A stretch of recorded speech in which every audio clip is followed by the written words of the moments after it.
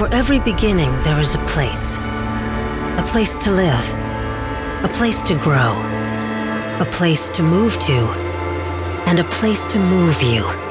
Today, you're taking the first step to that place.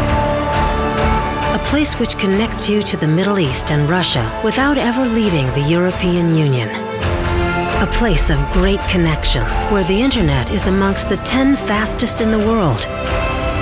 Everything moves fast in this place. A booming economy with low operating costs and a corporate tax of just 10%. A smart place with smart people. People who top the global charts in mathematics and rank third in the world in IT specialists per capita. People who communicate with the world.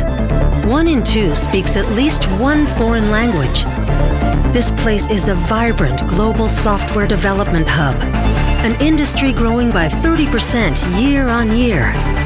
The automotive sector is also driving in the fast lane, helping 90% of the European cars move. And there's more. More electrical manufacturing, more mechatronics, more mechanical engineering, electronics, innovations. More is moving forward in this place. Until it pauses.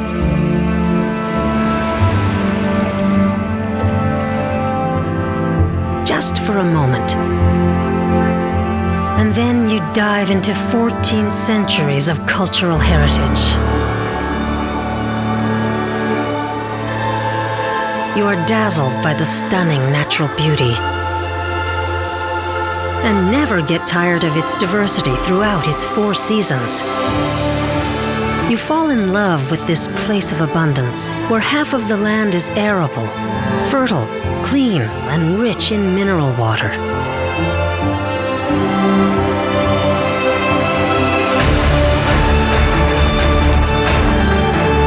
So move forward and be moved by Bulgaria.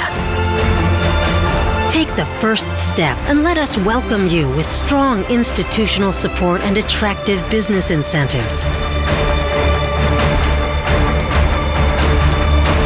Invest in Bulgaria. Move to be moved.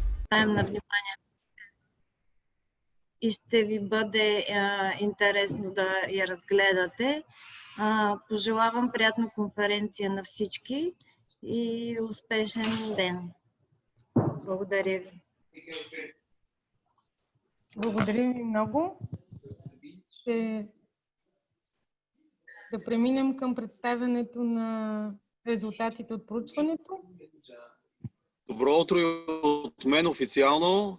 Благодарности на колегите от другите 14 двустранни камери, които направиха възможно това събитие, и на Българска агенция за инвестиции. Благодарности на всички вас, които сте тук с нас. Благодарности на журналистите, които виждам, че се присъединиха да чуят какво започваме заедно, защото наистина това е едно начало на пътуване. Надяваме се да отведем България до по-добро място за правене на инвестиции, за задържане на настоящите тук в страната. И същевременно, за да не бъдем голословни в тази амбиция за превръщането ни на една отлична дестинация за nearshoring. Това е модерният термин, който ще употребяваме по българен, по начин, по който всеки един ще ни разбере. Се обърнахме към нашите колеги в камерите с молба за отговор на въпроси, да разберем пулса на инвеститорите, да разберем какви са очакванията, да разберем какви са реалностите. Реално анкетата пуснахме в период от 8 дни. Участваха 25 компании, разпределени по сектори. Няма да влизаме в подробности кои са секторите, след малко ще ги разкажа, а последствие сигурно ще споделим материала. Икономическите сектори са пъстри, автомотив, добивна индустрия, машиностроене, електроника, електротехника, неметално производство, производство на метали, текстил, хранително-вкусова промишленост. Като въпросите бяха структурирани така, че да разберем реалностите за българския бизнес, откъде черпи. Let's move on with the survey and its results. With regards to the main suppliers to Bulgarian manufacturers, it's not surprised that European Union comes on first place with 48% as main supplier to the Bulgarian companies. Bulgaria comes second with 36, 1/3 of all answers, and third parties like China, Russia, and Turkey comes third. With regards to the question, which part of the global chain of supply you represent, 64%, that's 2/3, say that we manufacture complete products that are ready for the market. And 16% say that we manufacture elements or substances, ingredients that have been placed in the components that have been placed in products. And on the third most answered question is 12% that we provide, we produce components for more complicated machine or equipment, which say that those 2/3 of the answered companies say that they are ready to or already doing complete products that are ready for the market, to repeat it once again. To the question, if you have the ability to reduce your risk and not to jeopardize your supply for manufacturing, would you trust to a country or partner from Eastern Europe? Magnificent 92% answer yes, which means despite the low base of answered companies say that Eastern Europe is not seen as a emerging market, not anymore. It seems like something in between adult economy and emerging market in terms of probably GDP and quality. And to the question, have you been contacted already by a foreign company as which is seeking as new supplier? 44% say that they can offer quality production that is meeting all of the demand and the quality standards of the client. That's magnificent indeed. 24% answer that they will provide transparent business processes, which is very essential if we've got to win the trust of a partner that is seeing only our brochure, our website, and some models or samples that we have sent earlier. 20% answer that they can provide responsible management, ethical practices, and partnership vision. It means long-term relationship, which is, again, some sort of a testimonial that the Bulgarian business is being mature enough to respond to the higher standards of the global supply chain. We have asked our colleagues to say which is the biggest risk for their development or for the business continuity of their company. 36% answer that stoppage of deliveries and disruption of the supply chain is their major concern. 28% say that lack of people, lack of quality workforce is something that they worry about a lot. And no surprisingly, probably on third place comes corruption with 12% only. And we're coming to the end. According to you was the question, according to you, which is the best way to reach new clients, new markets in the context of nearshoring? We've got a variety of questions, and the majority of them are around 20%. I'll read only the top 3 or top 4. By 20%, they answer that they don't have, 20% say that improving of business climate in Bulgaria is something that is worth for nearshoring. Another 20% say that a contact with a bilateral chamber is beneficial to establish contacts with new partners. That's good for us, for the bilateral chambers. Another 20% say that participating in fairs, including virtual ones, will benefit their networking, establishing new contacts.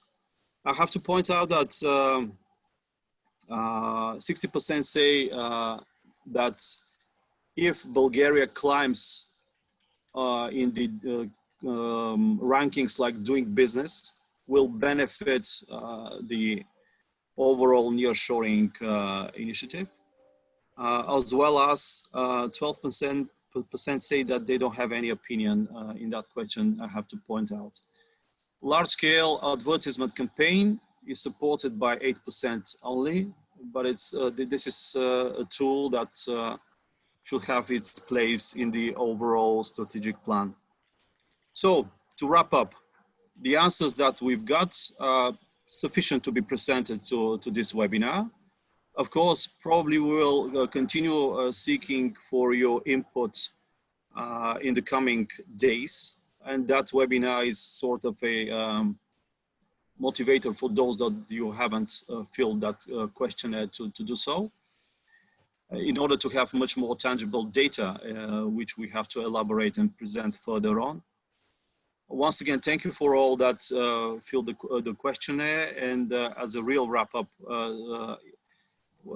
I would say that those results show that the Bulgarian business is mature enough.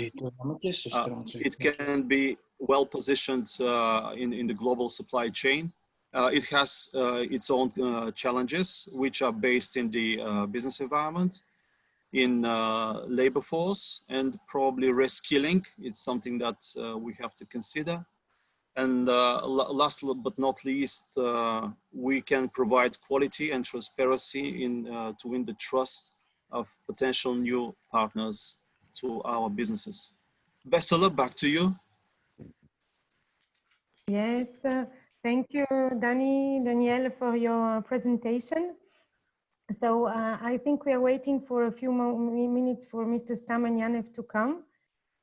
So maybe we can switch to this video the agency developed, because in fact, our initiative is targeted towards putting in light on Bulgaria as a nearshoring destination. We work together very closely with the agency and with our partners from, as I said, 15 European chambers and the AmCham. So someone is sharing a screen. Please don't share. Yes. So maybe I can first show you the promotional video of the Agency for Investments that was developed especially for the initiative of promoting Bulgaria. It's a relatively new video, and we are quite happy to have this quality of shooting. You will see several companies, many recent investors, so we'll comment it afterwards.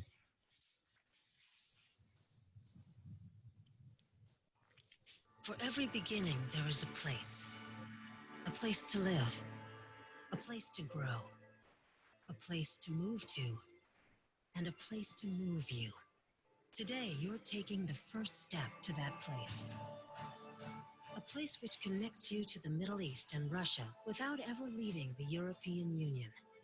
A place of great connections where the internet is amongst the 10 fastest in the world. Everything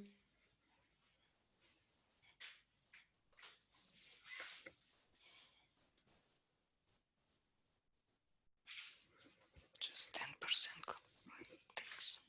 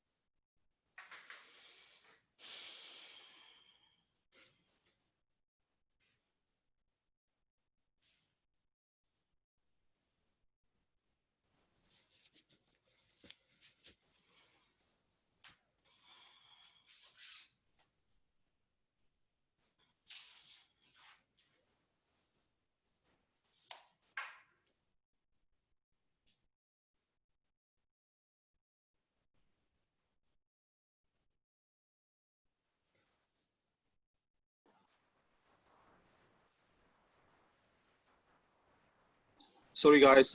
I think that we have lost the audio, and there are people that are typing it in the.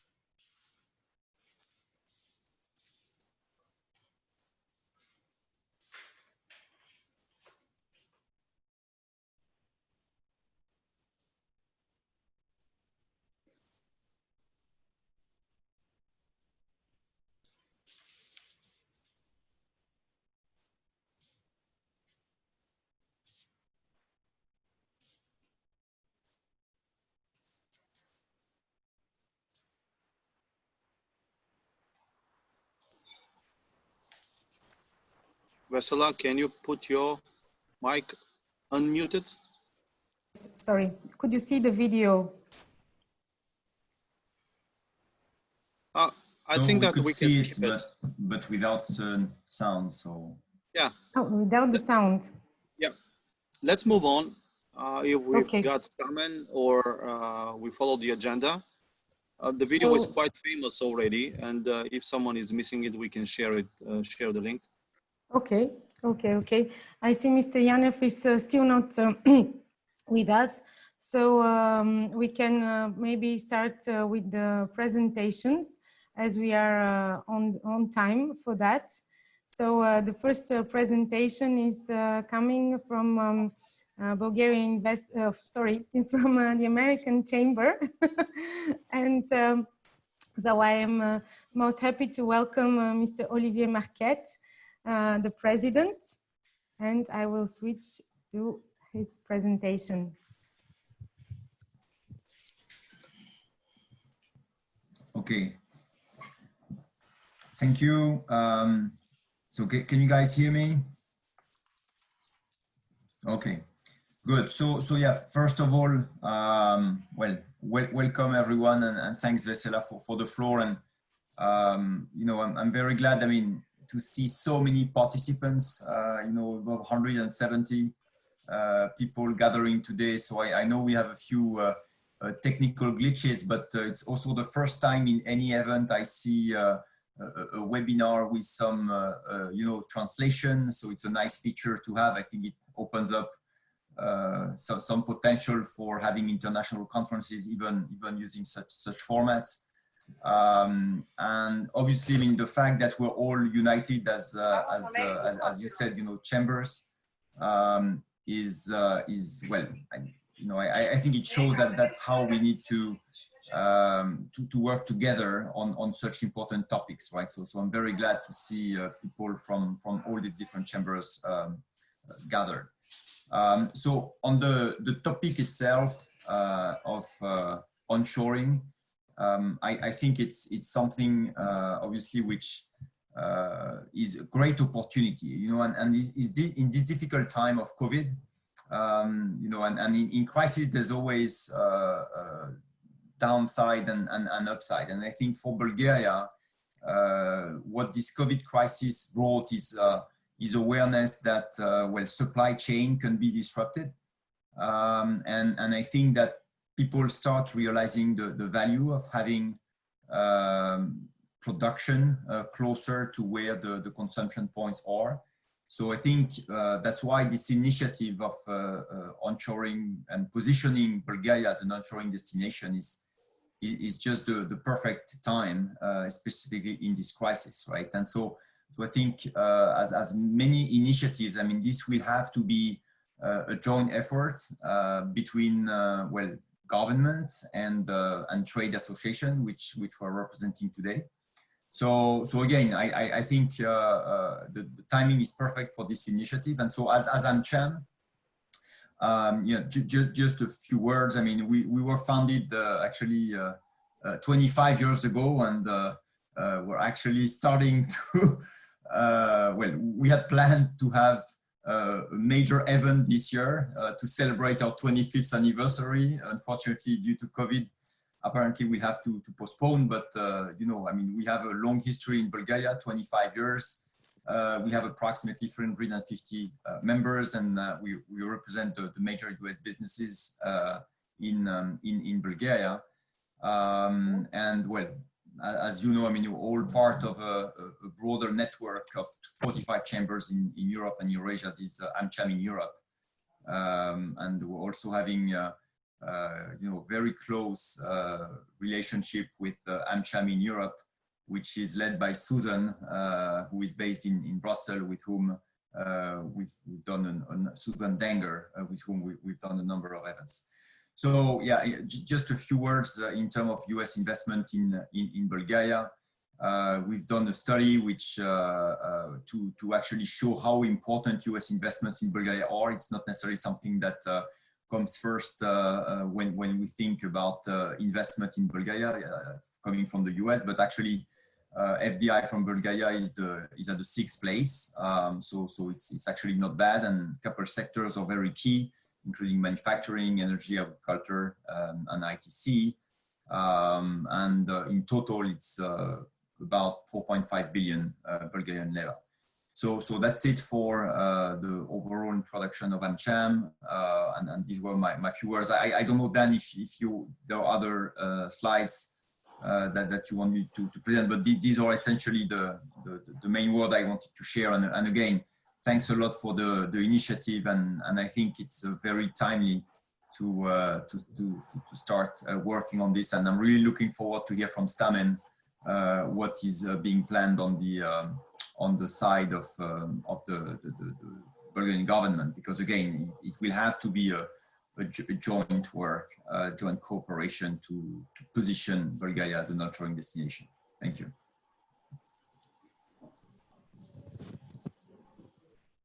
I think Mr. Stamanyanev will join us just in a few seconds, but we can continue. According to our schedule today, we have also the Belgian Luxembourg Business Club. If you are ready to start, please. Absolutely. Can you hear me? Yes, perfectly. Okay. Good morning, everyone. Our club was founded some 15 years ago, back in 2005, by some Belgian enthusiast citizens, and with the support of the Belgian embassy. I'm very glad to share with you that these enthusiasts are still today in Bulgaria, running other businesses from what they started in the beginning, but this proves that Bulgaria is the place to be. We have some 65 members currently, and Belgium was nominated for investor #1 in Bulgaria for 2 executive years in the early 2000s. Some of the largest acquisitions in the country belong to our members. I will name some of them: Solvay, that acquired Sodi Devnya, Umicore, that has acquired Pirdopmet, but later the property was transferred in German hands. Today it is Aurubis. The brewing giant InBev, with 4 breweries in Bulgaria, and some recent important acquisitions are linked to KBC, that have acquired Desi Insurance Group, and also Seabank. And of course, Devin, you all know, the mineral water supplier. So Belgian investments are spread among various domains like chemistry, banking, microelectronics, textile, food, constructions, insurance, and much more. The total investments amount 1.6 billion euros, and we provide approximately 11,000 working places. There is a lot of links between Belgians and Bulgarians. Just to name a few, Belgian constitution was used as a model for Bulgarian one, and the first privatization deal in the post-communist Bulgaria was done by Amilom, at that time a Belgian company, later American. But back in 1993, with the acquisition of the factory for corn-based products in Razgrad. So we believe the future of the relationships between the two countries in its past, and we are constantly promoting the strengths of Bulgaria as an investment destination. I'm authorized from one of our members, Melexis, who couldn't attend the meeting today, to say that their plant in Bulgaria played a key role in the development of the group Melexis worldwide. And now I would like also to give the word for a short testimony of the CFO of OBB, KBC Group, Christophe Demille, to share their experience. Christophe? Yeah, good morning, everybody, and thanks, Rosti. A short testimonial from the KBC Group. We are active in Bulgaria since 2007. And we entered the Bulgarian financial industry market for well-known reasons. There were reasons of a well-developing economy, growing economy, which had an under-penetrated financial market. So basically, a lot of future potential in further deploying financial services in the local market. And it was a market which was in front of a consolidation at that time, in 2007. So we entered the market by acquiring DZI and C-Bank at that time. And we all know that since then 2008 happened, the financial crisis. And one element inspiring us to come here, basically the consolidation wave, did not happen. At that moment, consolidation was basically frozen. Now, a couple of years later, we postponed consolidation, but it was not put off the agenda. We're happy that since 2017, we were able to acquire OBB from a KBC Group and to merge OBB with our first acquisition, C-Bank. And that basically achieved one of our goals in terms of getting size into the market. Because when you look at banking and our industry, financial service industry, it's all about size and efficiency. So we're very happy that we were able to realize that acquisition of OBB and integrate it with C-Bank. And that basically made us, from a group perspective, the largest financial service provider within Bulgaria, if you take into account banking, insurance, leasing, factoring, asset management, and so on. So basically, that helped us in creating size and efficiency, which are a core driver in our industry. But we didn't stop there, and we're not planning to stop there, because well, this discussion is about Bulgaria as a new nearshoring destination, but for us, this is not new. We're already here in terms of nearshoring as well, because next to the fact of deploying our local activities here and creating size, in the financial service industry, some key drivers going forward, it's all about digitalization, further efficiency creation, and nearshoring for us as KBC Group fitted perfectly in that picture, and Bulgaria fitted perfectly in that picture. Basically, digitalization enabled much easier nearshoring activities also in the financial service industry. Without digitalization, it would have been much more difficult in our industry. But digitalization supported and enabled much easier nearshoring. And of course, Bulgaria as a destination then for nearshoring for us was clearly creating efficiency gains within the group. On top of that, the third factor, which is not to be underestimated, and I believe not only in our industry, is the labor force.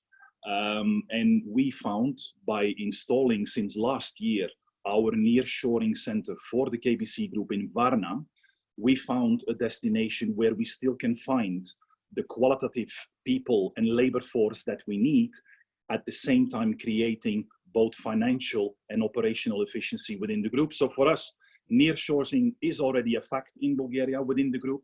We're deploying our center in Varna, and of course would be more than happy if there are any companies of the members interested in hearing our experiences of how to set up such a nearshoring activity in a service industry. More than happy to share that later on. Okay, Christophe, thank you. So this was from the Belgian Business Club. Thank you so much, both.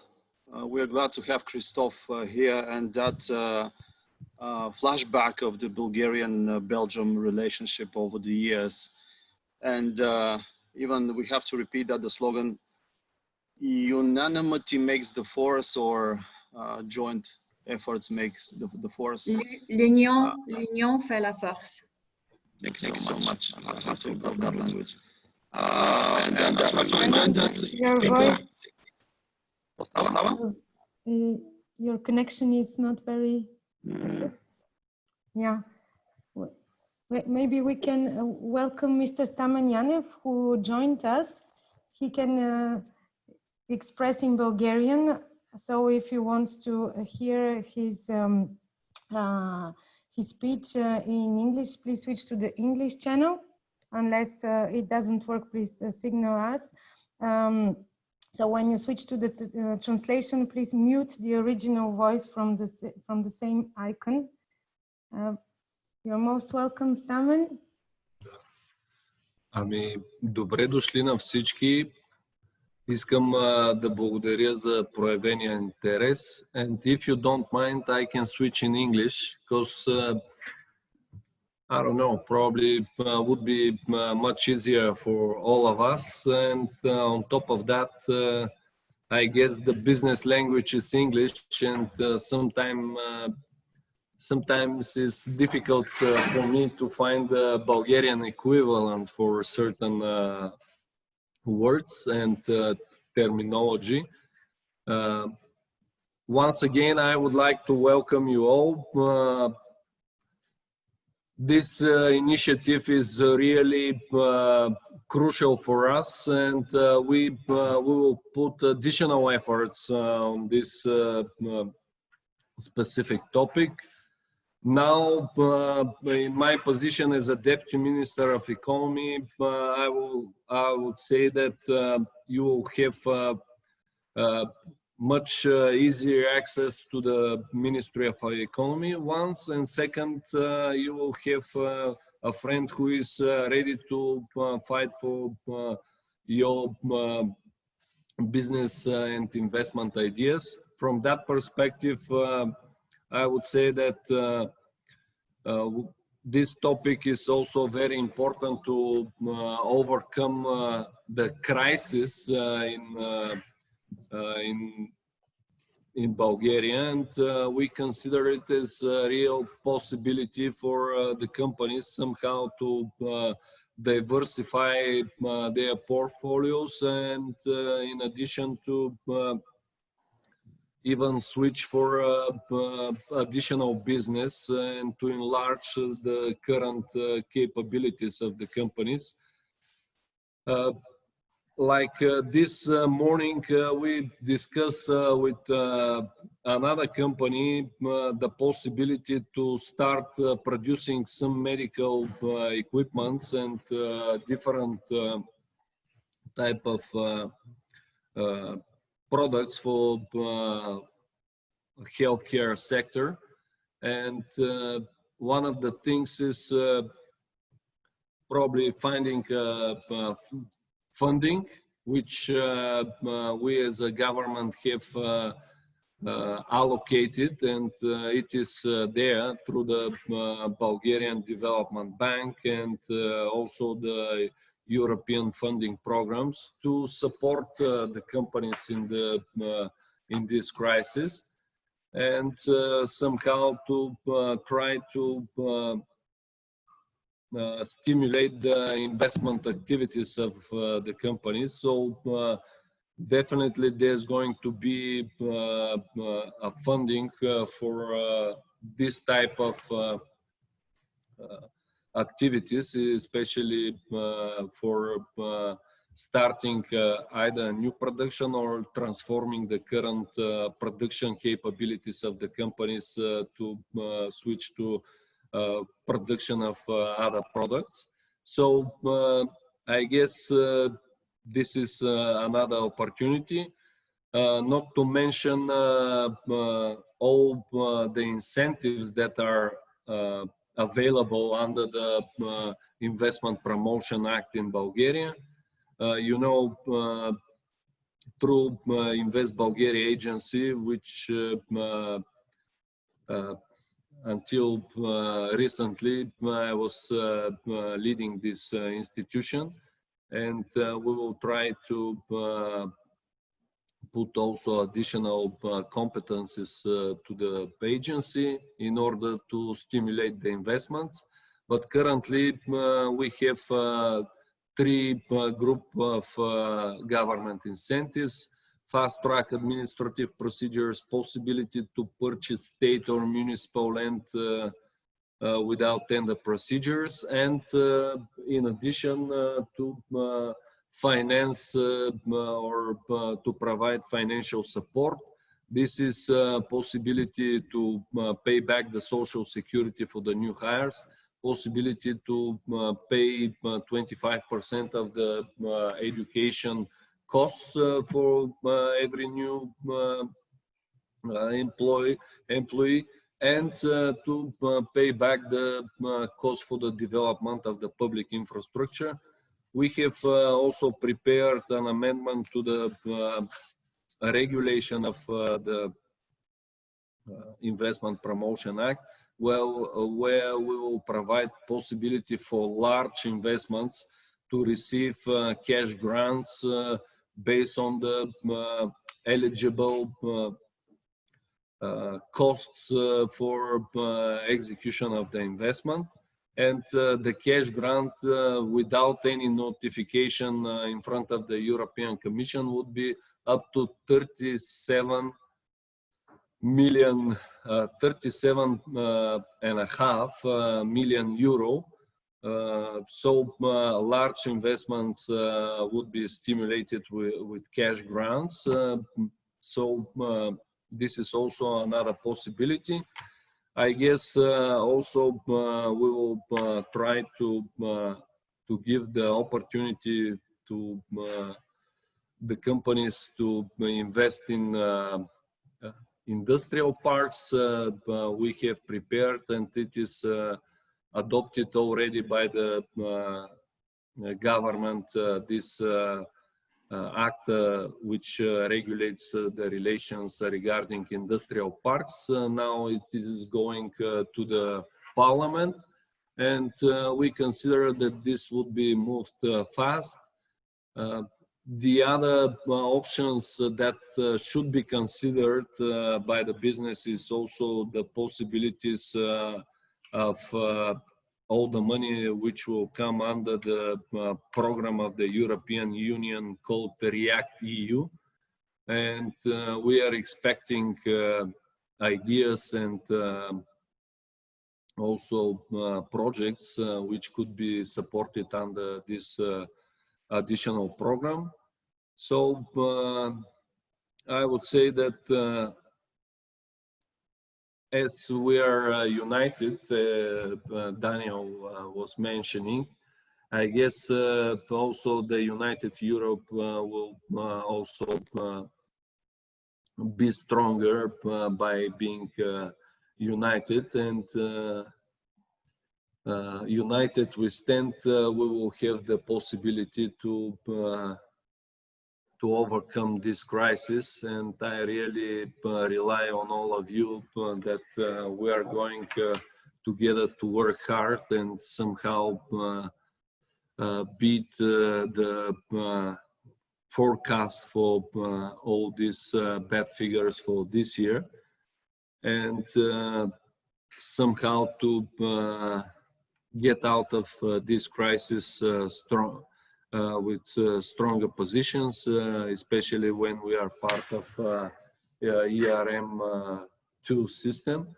So I probably can stop here and give the opportunity for some Q&A session, because that is I guess sometimes I'm finding this part more important than the speeches with a lot of words and facts, and somehow we're losing the concrete results and steps. So if you don't mind, probably I'll stop here, and I'm open for questions.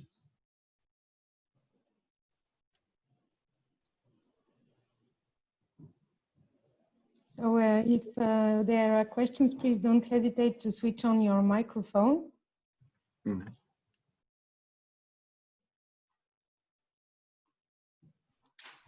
Yeah. This is Olivier. Yes, yes. So maybe I'll start. I know it's the most difficult, the first question. After that, things flow. So Stamen, thank you very much for this very good presentation, and glad to see that you'll bring the Invest Bulgaria flavor into the Ministry of Economy, and so on this onshoring initiative. I was curious to see how you see. You know, from the government side, promoting this initiative, because I think you have here a number of chambers, European chambers and American Chamber of Commerce. So I think there is a huge interest and to support this. We have obviously a great network of companies that we can reach out, but I think it would be interesting also to hear from your point of view what from the government side you plan on doing to promote externally this onshoring initiative, you know, because I think it will be also key to feel like it's a, you know, there is some support as well from the government side that we can then leverage as a trade association. Thank you. All right, that is very important. I would say that we will start promoting Bulgaria as a nearshoring destination through different social medias. Also, we have contracted company to show all our good characteristics with marketing materials regarding Bulgaria. This is going to be a campaign on the business televisions, and we will after that try to make our investment promotion events on the ground, but we will see. It will depend really on the situation with COVID-19 worldwide, and to see which markets we are going to attack. Plus, we have possibility to start different road shows and to make this direct marketing of certain companies that are interested in investing in Bulgaria. I would say that this is supported as a for many reasons. Bulgaria is part of the European Union, so it is close to the big European companies, and they can, I guess, they can switch from Asia to this region.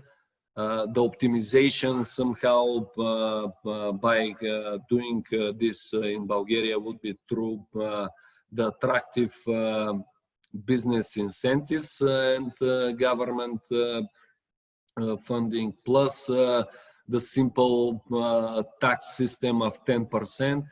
And considering that there is a pool of people who have a certain employment history with big international companies, and some of them currently are probably unemployed because of the COVID-19 situation, they could be easily hired by big companies.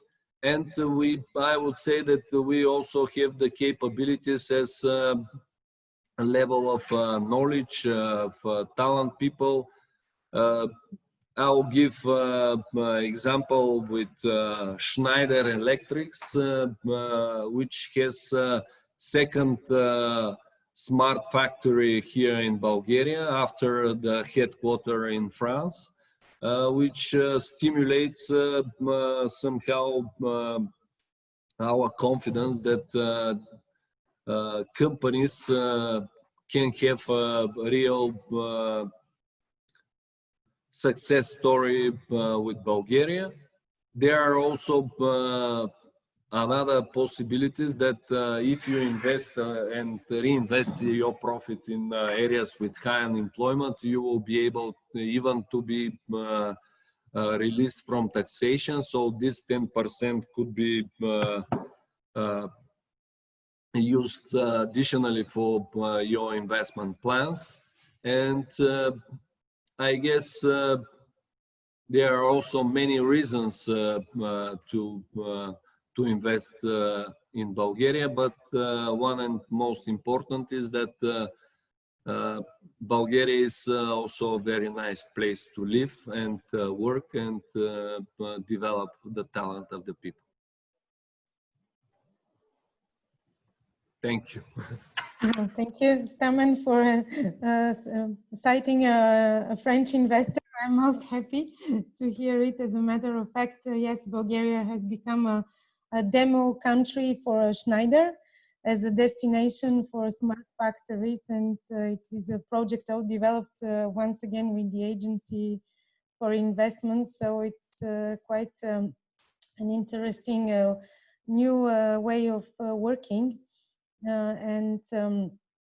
This is how we plan all of our chambers. We plan to really promote Bulgaria through our networks also, like our mother association in France. We have sent information about this initiative, and we will continue further. Maybe we can...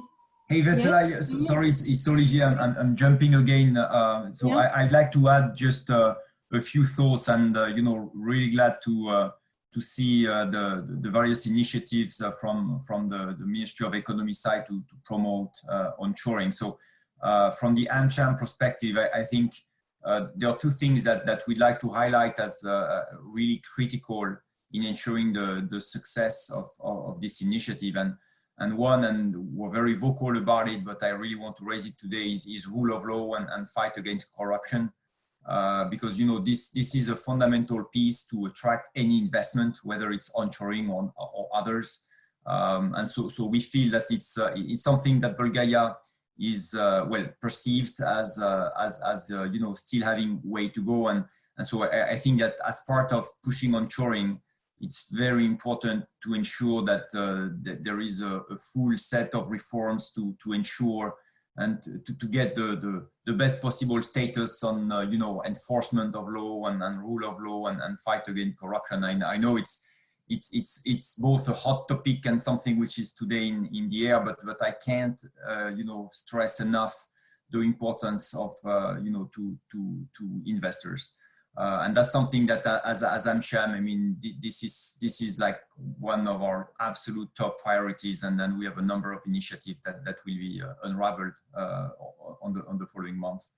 The second point is you know, and you were mentioning this a little bit, Stamen, is about the ease of doing business and e-government, right? And I think that Bulgaria has an opportunity. You know, it's obviously it's a country with lots of smart people and digitalization. I think very strong skills, and so I think e-government, Bulgaria has an opportunity to really take the you know, a leap here in really promoting e-government, and that would ease a lot establishment of new companies. So also something we're active on, but to me it's the other second piece which is absolutely fundamental. But again, I heard some positive development on this, but I wanted to stress that. Thank you. Thank you, Olivier. Yes, please, Taman. If you allow me, I would say that yeah, probably there are a lot of things to be done regarding the rule of law. You know, I'm a lawyer by background, and I really insist on rule of law. Through these years, we consider that InvestBulgaria Agency is a very important point of contact regarding foreign investors, and somehow trying to push also the administration to do their work fast, in order not to stimulate any unregulated practices. So I would say that we will keep this situation, and sometimes it is very important to address your needs and questions to the Bulgarian authorities, InvestBulgaria or Ministry of Economy now, and just say I have such and such problem. Somehow we to push it. Obviously, we consider ourselves as a important barrier for any type of unregulated practices, and through these last 5 years, we have tried to support as much as possible investors. Plus, sometimes I would say that using consultants with not clear and good reputation could also lead to certain unregulated practices, or push you in a direction where you will have a not success story. So the main moral, I would say here, is use InvestBulgaria Agency, use Ministry of Economy in order to proceed and have a success story here in Bulgaria. So, and I would say with these small steps, sometimes you could overcome these specific issues regarding rule of law. And with the small steps and with the mindset that you have a government, proactive government, and ministries which support investors, is also another way of overcoming these unregulated practices. Regarding judiciary, this is probably a topic which might take 2-3 days seminars, and I wouldn't dwell on that. But for us, it is important to do the right things and not to come to the point where there is a conflict, where it should be decided by the court, where you never know what would be the outcome. So this is kind of approach for starting to arrange this main principle of rule of law. And the main principle of rule of law comes also from down to top, where everyone have the mindset that this is the rule and we should follow the rule. As it is in the ancient Roman law, it is said, dura lex sed lex, bad law, but a law, basically. So with this, probably I would like to finish.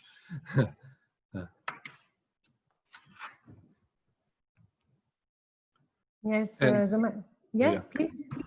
And probably I have to leave you because the minister is also sending regards. I forgot that, but he's in the parliament, where he has to share with the members of the parliament the new measures regarding the new economical measures regarding the crisis, and probably to answer some questions raised by the members of the parliament. So he apologizes that he couldn't come to be with us on this very important conference. But I am sure, touch wood, we will we will be participants in our big conference, which is going to be in 2 or 3 months, and hopefully that we will be able to make it even offline, or in the worst case scenario to be a hybrid conference, online and offline, so that we share all our ideas and try to work for the overcoming this crisis. Thanks once again. My team is here, so if there are some questions or need certain support, let me know. And as you know, my mobile is the same. Please feel free to call me anytime, 24/7, if there are some issues, so that we could be of help to all of you. Thank you, Deputy Minister. As a matter of fact, it's the nearshoring procedure is a risky procedure for every company, as they have to structure processes and transfer these processes or create new ones. And the companies need to be to have some experience at international level. So your words and the readiness of Bulgarian state to work together is of great importance for the companies that are really contacting us, and especially as regarding France, they are always interested to know what is the situation and how they will feel in the country, how they will be able to develop their investments. And at European level, there are some even European restrictions, some trade organizations that are involved. And so the nearshoring process is quite complex. In fact, it's not only a decision to invest. So we are quite happy that we can work together.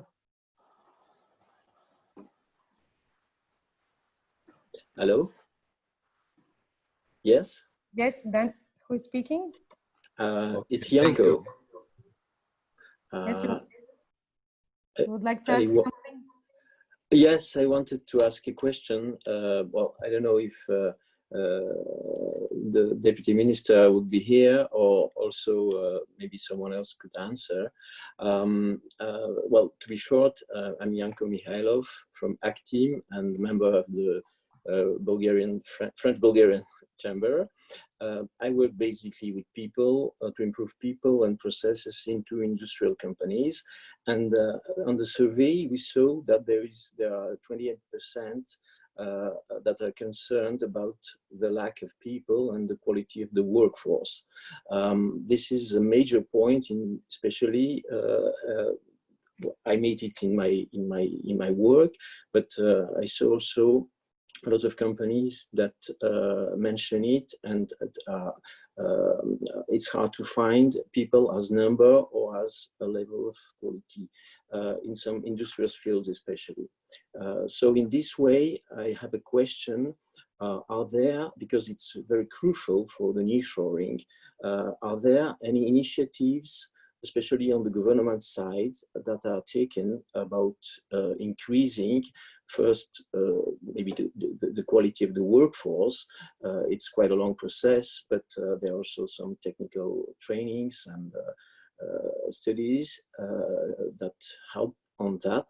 And also second, about the initiatives that help more people, maybe Bulgarian people or also foreign people, to establish here as like workers or people that work with some of the companies. And I believe that it can give a clearest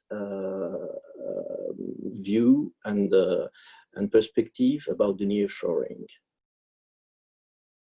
That's it. Thank you, Janko. We'll see if the agency can reply now. If not, we'll continue and we'll come back to the questions later in order to remain in the time slot. Okay, we continue for now, and I note down your question, no problem. So we go to the British Chamber. We have Mr. Martin Smith and Desislava Miteva, respectively representative of the director of the chamber, and Martin Smith from Brightiv. I'm not sure I'm reading well. Hello, good morning. I will continue in English. It seems to be the better option. Okay, thank you very much, Vesela, for giving me the floor. Very interesting introduction so far. I will not bore you with details about who we are and what we do. We are obviously a bilateral chamber. So I will tell you some findings that we had in the last months during the COVID crisis. There has been more and more talking on different levels of British government. Different officials have mentioned that shortening supply chains should be a must for British companies in the next months and years, and they should really not be entirely reliant on China and India, especially those two big markets for their supply chains, as they have suffered some business continuity issues. So what we have done in the past months, we have tried really to put Bulgaria more and more on the map. And the fact that we were not able to travel actually helped us, because people learned to attend online events. So in the past month, we have done a number of initiatives to talk about Bulgaria and to inform the British business that we are here and we can actually help them with some capacities and our skills set, and with good companies who can support their business in Europe. So one of the initiatives that we have been doing live previously were trade missions. Now we have moved them online, and we have been able to talk about Bulgaria, to talk about the workforce that the previous gentleman just mentioned, that in Bulgaria we have qualified workforce, we have qualified companies that are ready to work together to support large, medium, and small international investors. We have spoken to different local chambers of commerce, telling them about success stories of British companies in Bulgaria. We have told them that different companies have chosen our market and they have actually done well on the local market. And we hope that this could be really opening the eyes of some other British investors to look at our country, because the truth is that we don't have a bad reputation in the UK. We don't have any reputation. Just when a British company is looking about international investment, they do not think about Bulgaria first. So it's our duty as a chamber to put Bulgaria on their menu, so they can choose from the good things that we do in Bulgaria. So we have done trade missions online to Scotland, to Edinburgh and Glasgow. Now we're planning one to Manchester. We're putting together an online publication with British success stories, just to showcase the good companies. And just to mention a few examples, I would mention the big Financial Times investment, other companies like HeliCloud, Brightiv. Martin will speak later. We have a lot of members and a lot of capacity in the area of services, because this is the nature of British business, and this is more or less the nature of our demographics of our chamber. We have a lot of IT, outsourcing, professional services companies from financial services, fintech, consulting services. So yes, we have a lot to offer. And together with the Bulgarian embassy in London, we are putting together a nearshoring event online that will take place second half of September, and we are targeting some big British companies to attend. again, to tell them about what Bulgaria has to offer, what are the good examples. We believe in the power of good examples. And without further ado, I would like to give the floor to the other speaker from our chamber, Martin Smith, who is on the one hand leading his own company, Brightive. He's based in the UK, bringing a lot of business for his company and for other companies in our chamber from British clients. And he will tell us about an initiative that he started, and it was, and we are facilitating. It's called the Crisis Consortium, Crisis Recovery Consortium. So Martin, the floor is yours. If you could share with the group what we've done with the consortium. You have a couple of minutes.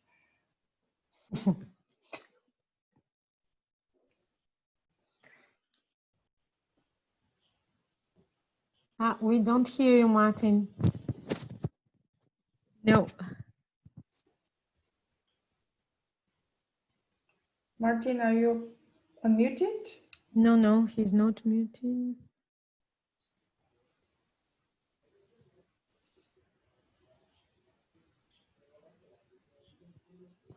Can you hear me now? Yeah, now it's perfect. Okay, great. Sorry about that. That was my Zoom settings. I thank you, Desi. So I'm Martin Smith. I'm founder and managing director of Brightive. We are a professional services firm. We have a UK company, although really we're a Bulgarian company. We set up an operation several years ago, and we provide professional services into Western Europe. 100% of our Bulgarian revenue is export business. We provide nearshore services in the IT space, in the management consultancy space, project management, business analysis, data analysis, and process automation. That's what we do. Our journey's been fun and successful, and we've thoroughly enjoyed working in Bulgaria and building a nearshore center there. The crisis kind of hit many people, I suppose, and what we saw the opportunity. We had clients. Our Western European clients tend to be large organizations, telecommunications firms. We work in healthcare, we work in pharmaceuticals, we work in financial services. And we had many people struggling with the traditional outsource arrangements, particularly with India. And India had a problem when they shut down and moved people to work from home. Very challenging to work from home in India. So we decided it was an opportunity to push the message out. So through the BBBA, we reached out to the members, and I think there's something like 28 organizations volunteered, and we made a push, and we made a marketing push to say, look, we're here to help you as a consortium. And it was a really positive thing to be part of. I think the way the industry responded, and if we look across those capability we could take to the market, was far beyond any one organization could. And by acting together and pushing out a consortium message, then the visibility we could get for Bulgaria was far greater than any individual. Yeah. Now, it was an interesting time to push it out because, of course, going into the crisis and at the peak of the crisis, the market is very consumed with, looking after their own organizations, looking after their people. It's very difficult to think differently. But what we did see is a recognition of the message, and we are now aligning with the recovery. And I think there's real opportunity. I think we're seeing the market shift right now, and we're seeing opportunities come along, and we have a number of discussions with end clients who are thinking differently about how to put their supply chains together. And if clearly Bulgaria doesn't have the scale of India, but our message has been, it's not about shifting from India to Eastern Europe, to Southeast Europe, to Bulgaria. It's not about moving all your eggs from one basket to another. It's about putting together a more resilient fabric. Yeah?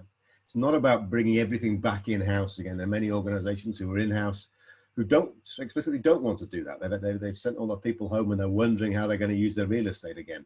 So I think there's a very clear message that Bulgaria's got a broad and deep services sector, and we can and should be part of a more resilient infrastructure as large organizations put back together their supply chains and think about how they put together a more resilient and more flexible operation post-COVID. That's really where we're at now. And I think that message is landing well. I think people are starting to think about that now, and I think it's very good. There's one final thing I'd like to add in comparison to some other organizations. What we found, sort of professional services firm, because we for a number of years have been pushing location agnostic operations, so we can do what we do from anywhere. We're highly digitized. That when we had to empty the office and move all our people to work from home, it was almost seamless. Yeah. So because the telecommunications infrastructure in Bulgaria is very good. So we had very few connectivity problems. We had very few problems with accommodation, with staff motivation, etc. So again, another very positive story that we can play into the market, and and as a result of Bulgaria's investment in infrastructure, broadband connectivity, etc., really did show itself at that point in time. So lots of positive messages, and if any of the other chambers I'd like to understand a little more about the consortium, I'm sure we'd be very happy to help, and maybe again not only 28 organizations in Bulgaria joining up, but actually if chambers were to join up and push the message, maybe we can get another increase in the synergy of that message about the scale and depth of expertise in Bulgaria. Is that okay? Thank you so much, Martin. Thank you, Daniel. And Desi, can you hear me well? I just came back. Yeah, lots of positive messages indeed, following the comments on the rule of law, which makes us a little bit grim or sad for the moment. Thank you for the British perspective and what you have done already, very practical examples. And now it's the turn for our neighbors, as we say, the Bulgarian-Romanian Chamber of Commerce and Industry. Eleonora, the floor is yours. Thank you very much, Daniel. Hello, everybody. We're really glad that we had the chance to join this conference and this initiative as a whole. And thank you for the opportunity to share our experience and our inputs.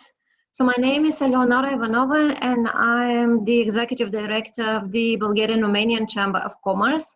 This is one of the oldest bilateral chambers in Bulgaria. It was founded in the year 2003, and it was the initiative of 30 very big Bulgarian and Romanian companies who wanted to boost the trade and economic relations between both countries. Because at that time, 17 years ago, neither Bulgaria nor Romania were looking into each other. They were looking towards Western Europe, towards the EU membership. And at that time, the turnover between those two countries was not more than $300 million US. Today, Romania as a trade partner is the second trade partner for Bulgaria, with a turnover for the year 2019 above 5 billion euro. We have only Germany in front of us, and in the last years, actually, Romania as a trade partner is getting before Turkey and Italy.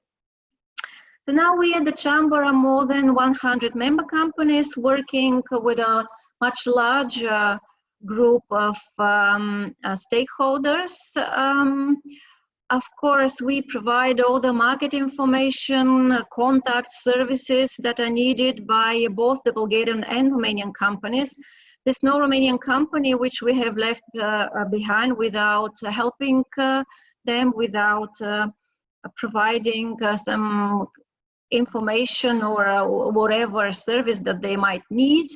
We hold a training center with regards to also help Romanian companies to find staff which speaks Romanian in addition to the other qualities that the Bulgarian staff might have that they want.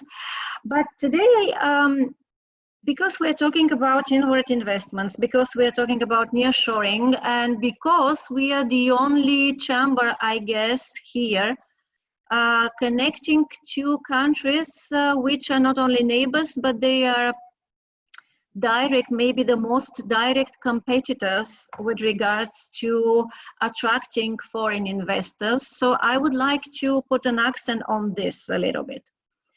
So quite often the foreign investors look to our both countries as a common market, because we do have very common, very close economic structure and business climate. But the basic difference from the investment points of view, we think, is the volume of the market. So quite often we joke in-house that Romania is just a little bit bigger, and everything in Romania is just a little bit bigger than in Bulgaria. So the country is twice as bigger as an area, 3 times bigger in terms of population, and the average salary, the gross domestic products are 1.5, let's say, bigger than in Bulgaria. So taxes are a little bit bigger, and costs are a little bit bigger. But we have to admit that Romania has done much better than us in terms of attracting foreign investments. Their figure as at the year 2019 is 5.2 billion euro, and this is 3.5 times more than in Bulgaria. And 30% of these investments are in the processing industry. So they provide, they open new working places, and they give added value. If we look into Romania as an investor in Bulgaria, we are not among the first, not at all. Maybe because this is probably normal, because there are no very strong market incentives for relocating business to such a close as an economy and as business environment country, and also just being a neighbor, just being behind the border. So the Romanian investments in Bulgaria are a little less than 30 million euro. This is even lower than our own Bulgarian investments in Romania. So Romania is maybe represented best in the petrol and gas sector in Bulgaria through OMV, which is actually part of OMV Petrom Romania, and through Rompetrol. Maybe a good thing to note is that actually the Romanian companies who are in Bulgaria, they taught us how to do online trade, because basically they are the biggest players on the Bulgarian online market, which is in a way an investment, though in not very big volumes, if we have to count it in on the basis of money.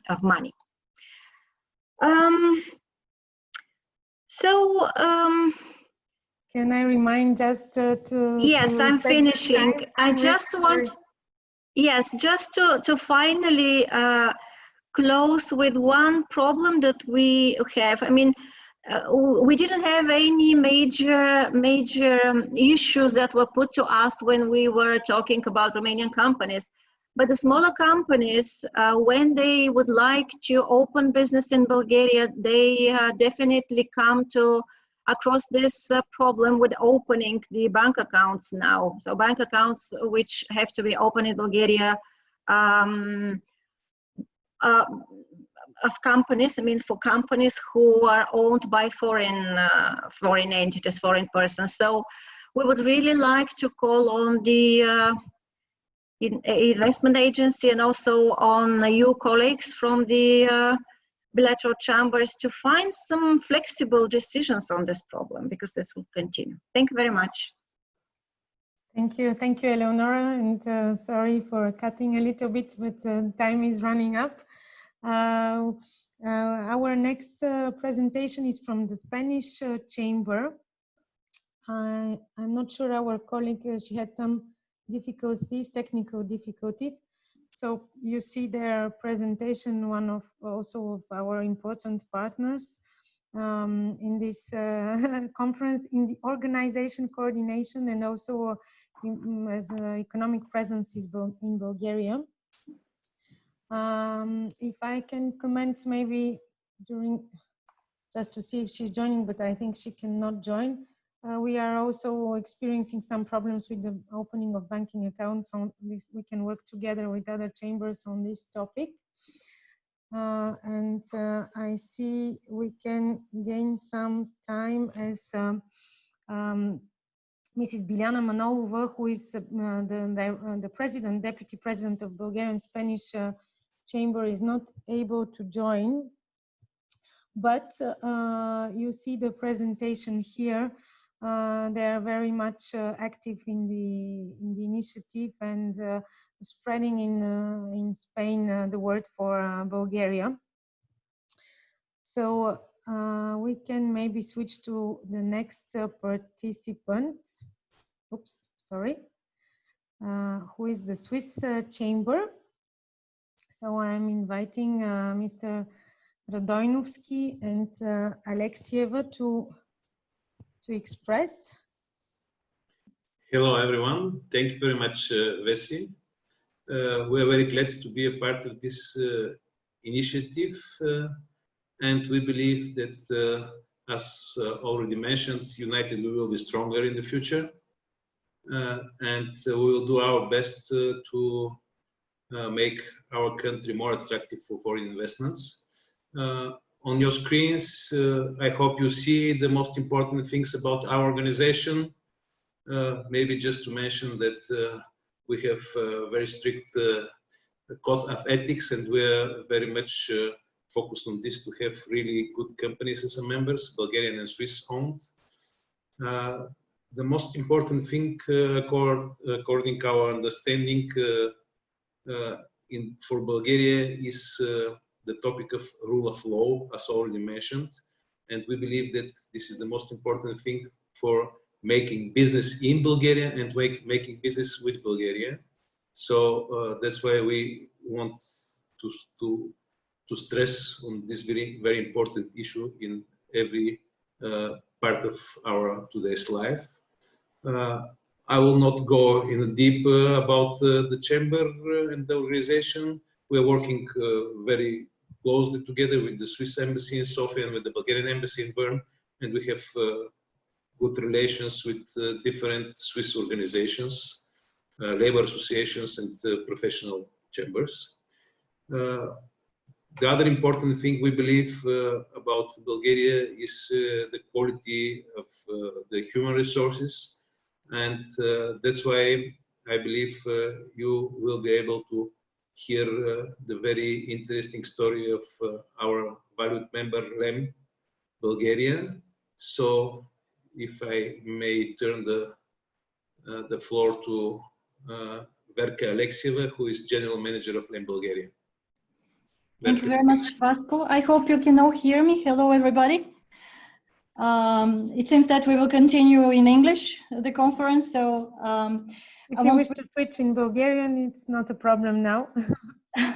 It doesn't matter because the majority of the presenters already started using English. So let's continue in English. So I'll briefly share the experience of a Swiss investor in Bulgaria. LAM decided to start the business in Bulgaria in 2013 with the establishment of a production center. And since then, we've been constantly developing the production facility to increase the capacity. But also, we established a development center for R&D for the new products of the group, as well as we already started to deliver shared services in the field of finance and accounting to the majority of the European companies of LAM Group. And why LAM decided to select Bulgaria? Here, key role played the Bulgarian Swiss Chamber of Commerce, because when the holding was selecting the appropriate European location to diversify further its production facilities, the Bulgarian Swiss Chamber managed to help LAM to see the potential of Bulgaria.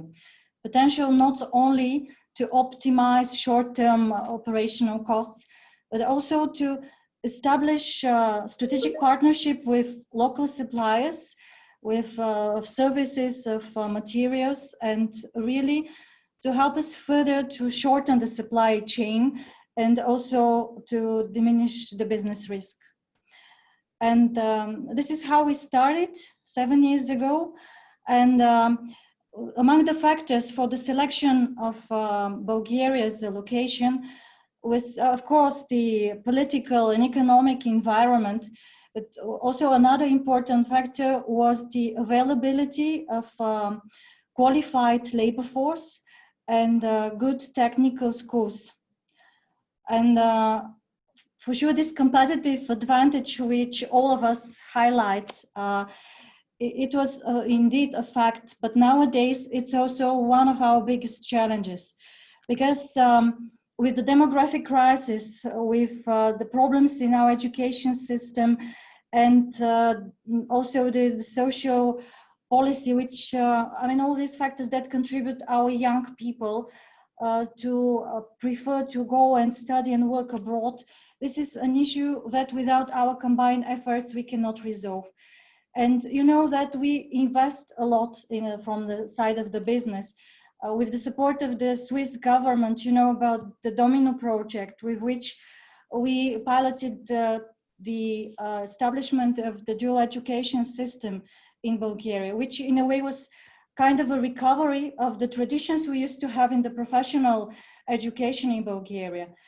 But our worries are that without the support of all institutions and long-term policy to really improve the attractiveness and the environment for our young people to stay in Bulgaria or return in Bulgaria, these efforts will be futile. And that's why my appeal is to all of us to really combine in this, to ensure really quality of education in our country, and also environment which will keep all these young people in which we so hard invest to stay in the country, and to assure that we have a sustainable long-term attractiveness as nearshoring opportunity for the foreign investors.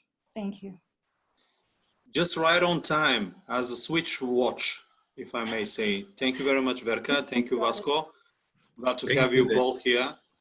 And now the slide shows that our friends, cari amici from Confindustria Bulgaria, are next in line. Grazie Vice mille. Plamen, Good morning to everybody. I will switch to English too. I'm Deputy President of Confindustria Bulgaria.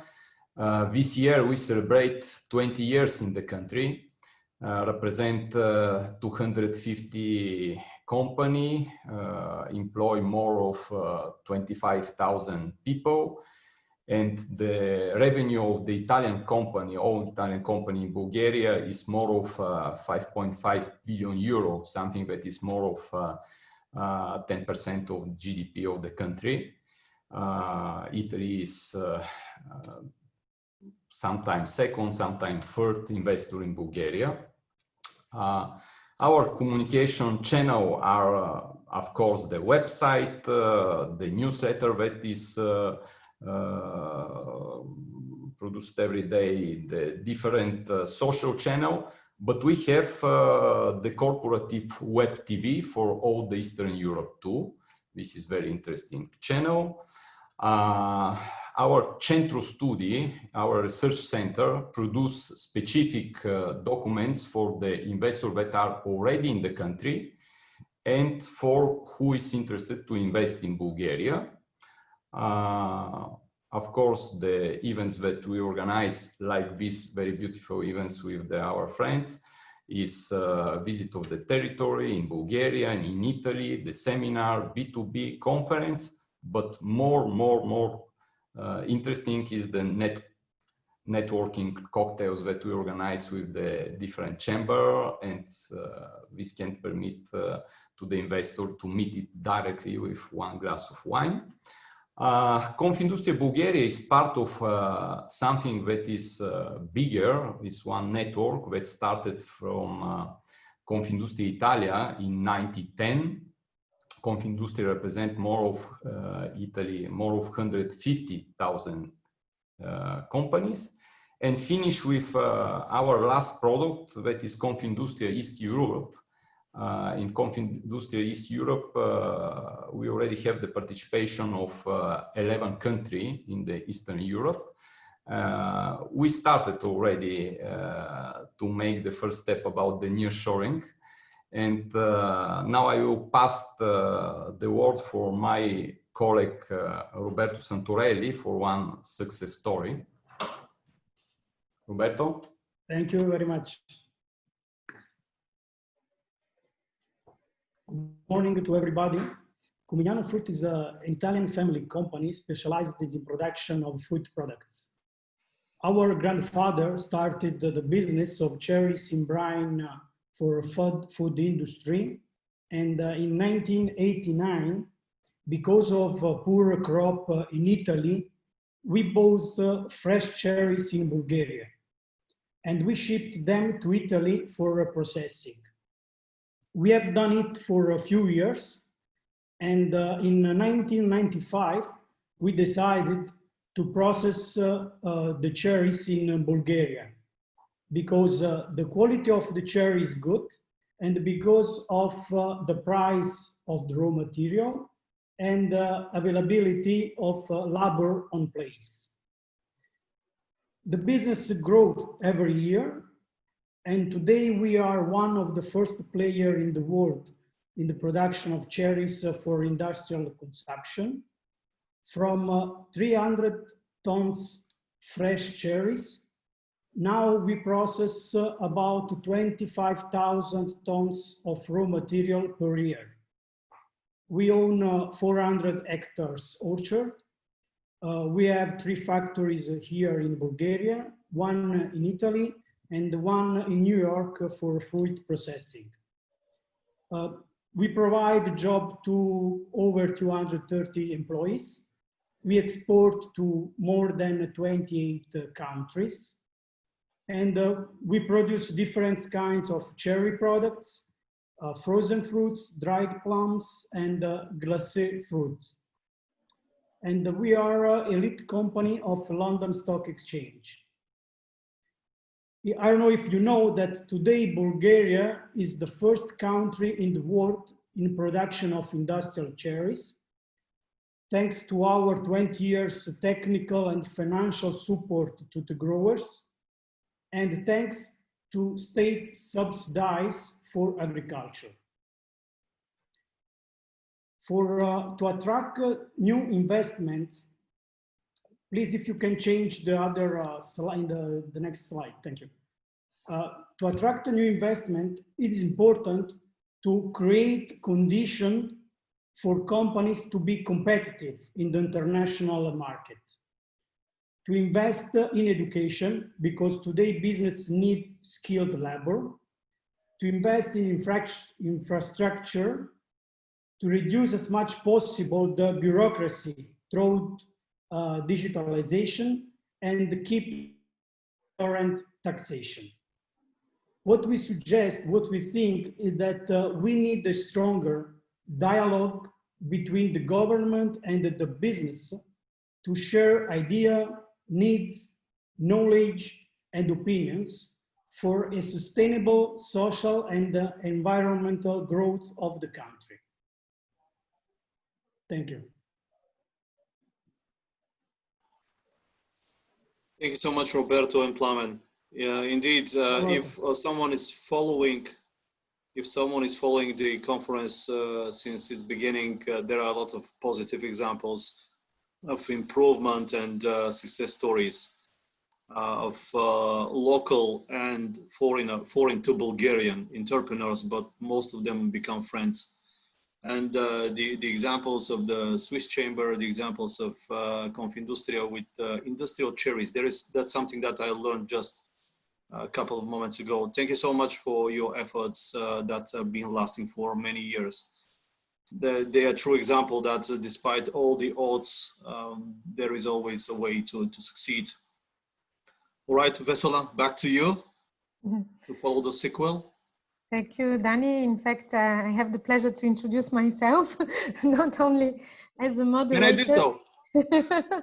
Yeah. So, hello everyone once again. I'm Vesela Todorova-Mozetig, Director of the French Chamber.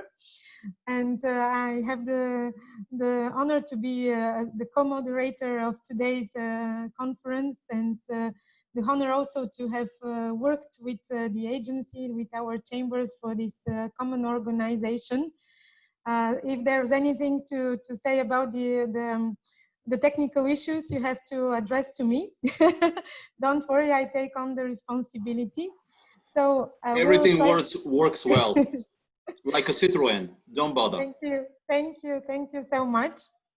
So we'll try to fit in the time with my French colleague who will present with me today. Just in a few words, our chamber exists since 15 years. We are more than 240 members now. We assure 16 working places. And what I'm mostly proud of is that our investments are growing. First, we didn't de-invest or we didn't leave Bulgaria during the hardest crisis, the financial crisis, and the current now. It's mostly, I think, thanks to the fact that the French companies invested here are long-term investments, in fact, of companies which have traditions. Some of them have even 350 years of traditions. And some have 100 years. So generally, they have been created as family companies, but they have this reflex to go at international level to create processes and to structure their activities in order to expand and to go next to their clients. And we have, as you may see on the presentation, 60% of our investments are in industry, which is for me as a Bulgarian, it's a great presence here of France, because this is one of the most developing sectors currently. Of course, we are also very present in IT and financial services and agriculture and food as well, as a matter of fact. So we have big companies, you know them, Total, which is exploring the Black Sea, Air Liquide, BNP Paribas, really worldwide known companies, even Veolia, which is dealing with the Sofia water. So this is our, let's say, the presence is very varied and very long-term invested here.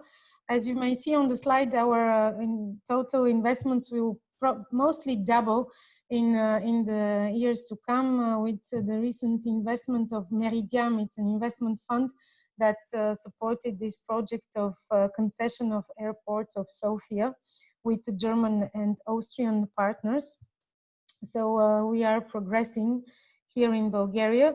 We also have a nice trade balance, because from the 2 billion euro trade turnover, in fact, Bulgaria has a positive balance of 245 million a year, which means that Bulgaria exports more in France than France imports in Bulgaria.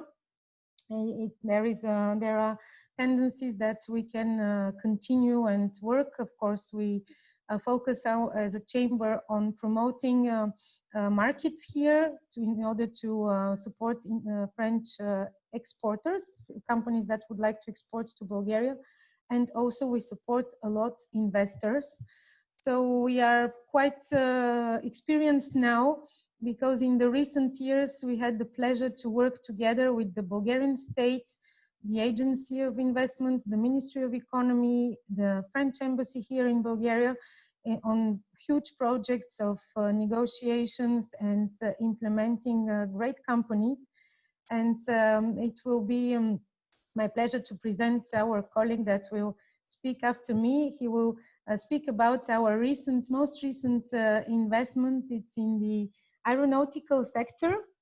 In fact, I'm very proud to have helped for this company, Bilateral, to come to Bulgaria, because it's a 100 years old company that constructs planes.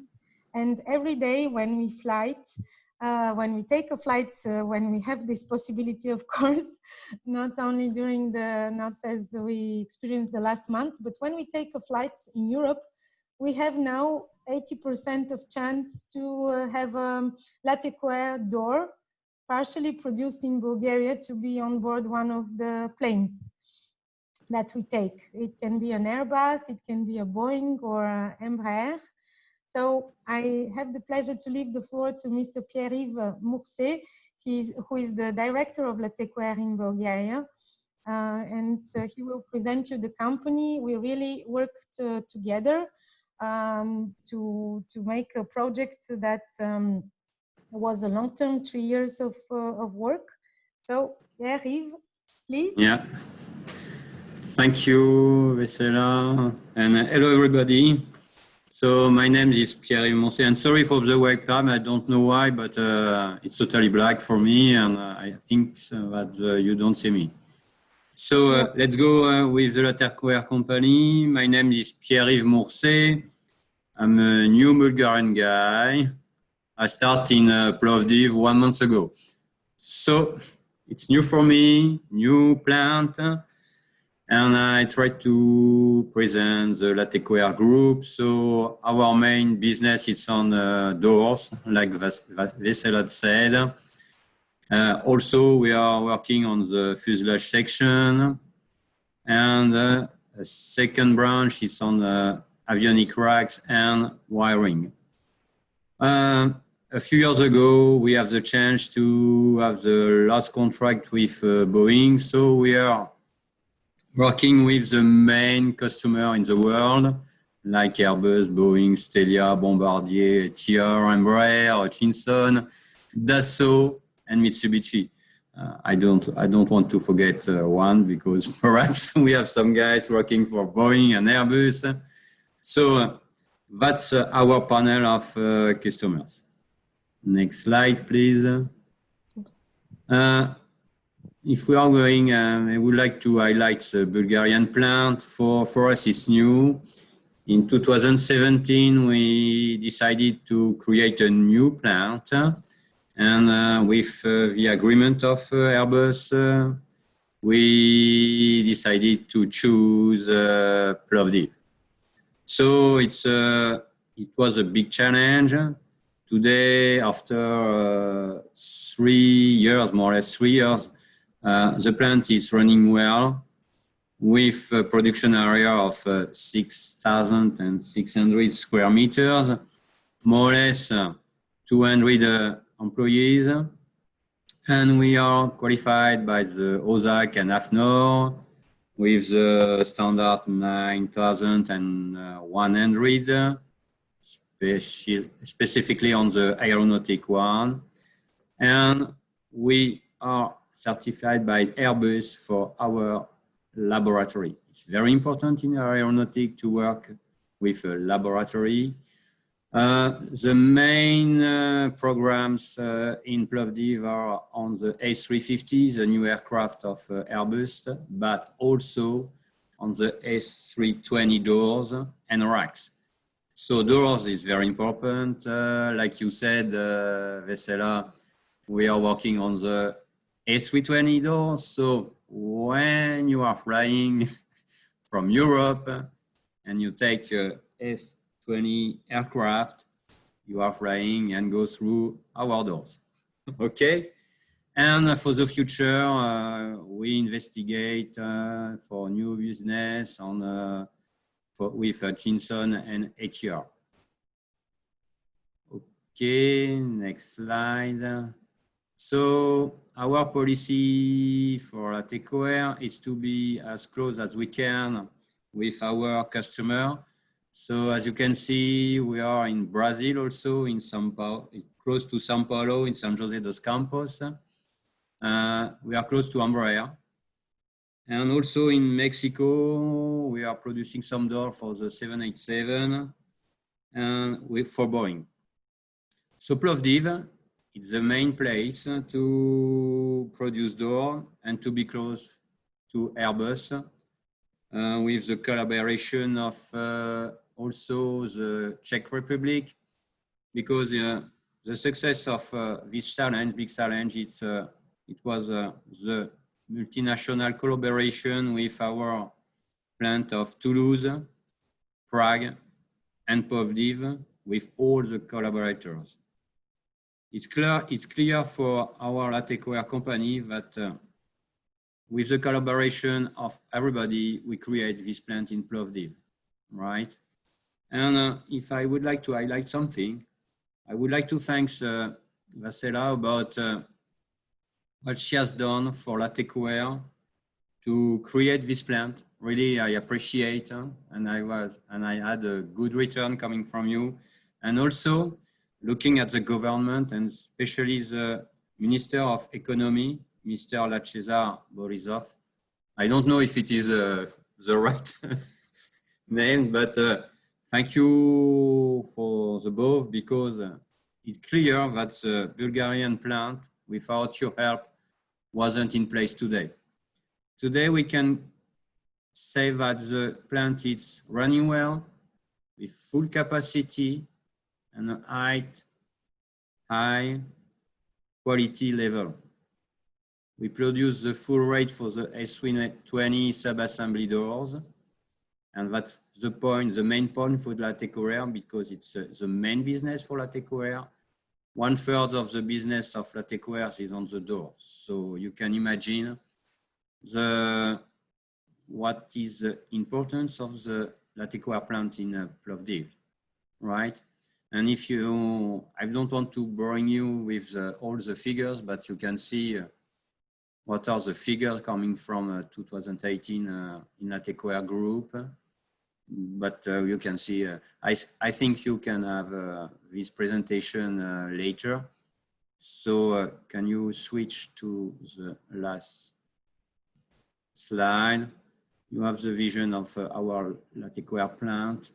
If I would like to highlight something that is important from me, it's the level of the people in Bulgaria. It's new for me, but what is important for us is to have a training center, and we have that kind of thing to train all the people.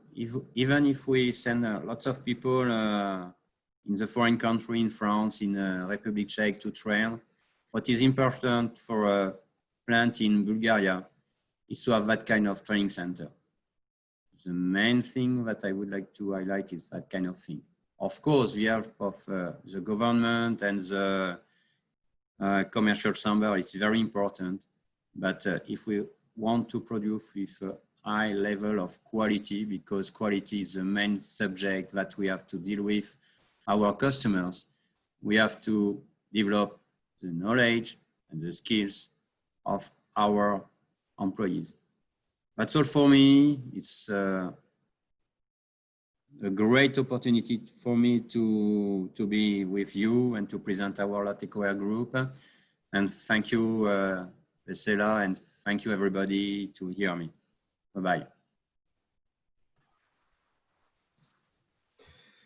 Thank you, Pierre-Yves. Welcome to Bulgaria. 1 month already here. You probably realize the positive sides of being an expat in that lovely country. And yeah, indeed. your case showed how an excellent production line can become closer, or can make closer Plovdiv to Airbus. And we'll cross our fingers if Pazardzhik can be associated with Boeing someday, or other major brands. And since the French chamber speaks about quality, it's inevitable to give the floor to the German chamber and to pass the floor to Herr Mitko Vasilev.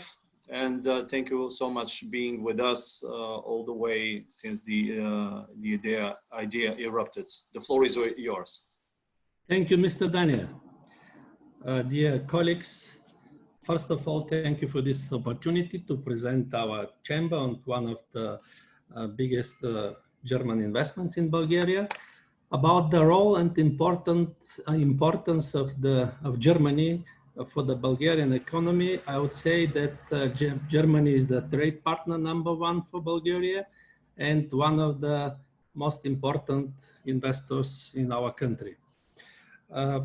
About our chamber, the German-Bulgarian Chamber of Industry and Commerce, we have two KPIs, two key performance indicators. We are the biggest chamber with about 600 members in Bulgaria, and the only bilateral chamber established on the basis of a government agreement from 2004.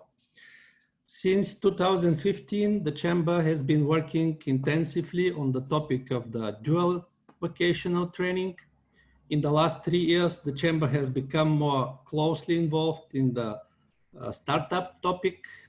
We also joined the initiative Young Energy Europe project with the European Initiative for Climate Protection and Development of Energy Efficiency. The COVID pandemic is extremely damaging to businesses globally, and it is very positive that some companies, despite this difficult situation, are implementing their investment projects, especially within our chamber. We are working for the time being with 2 German companies that will implement their projects and will invest in Bulgaria. Rule of law is also a very important topic for us, and in this area we are working very closely together with our colleagues from AmCham. And in addition, supply chain disruption have proved to be a problem for a number of companies, and in this issue the diversification is on the agenda.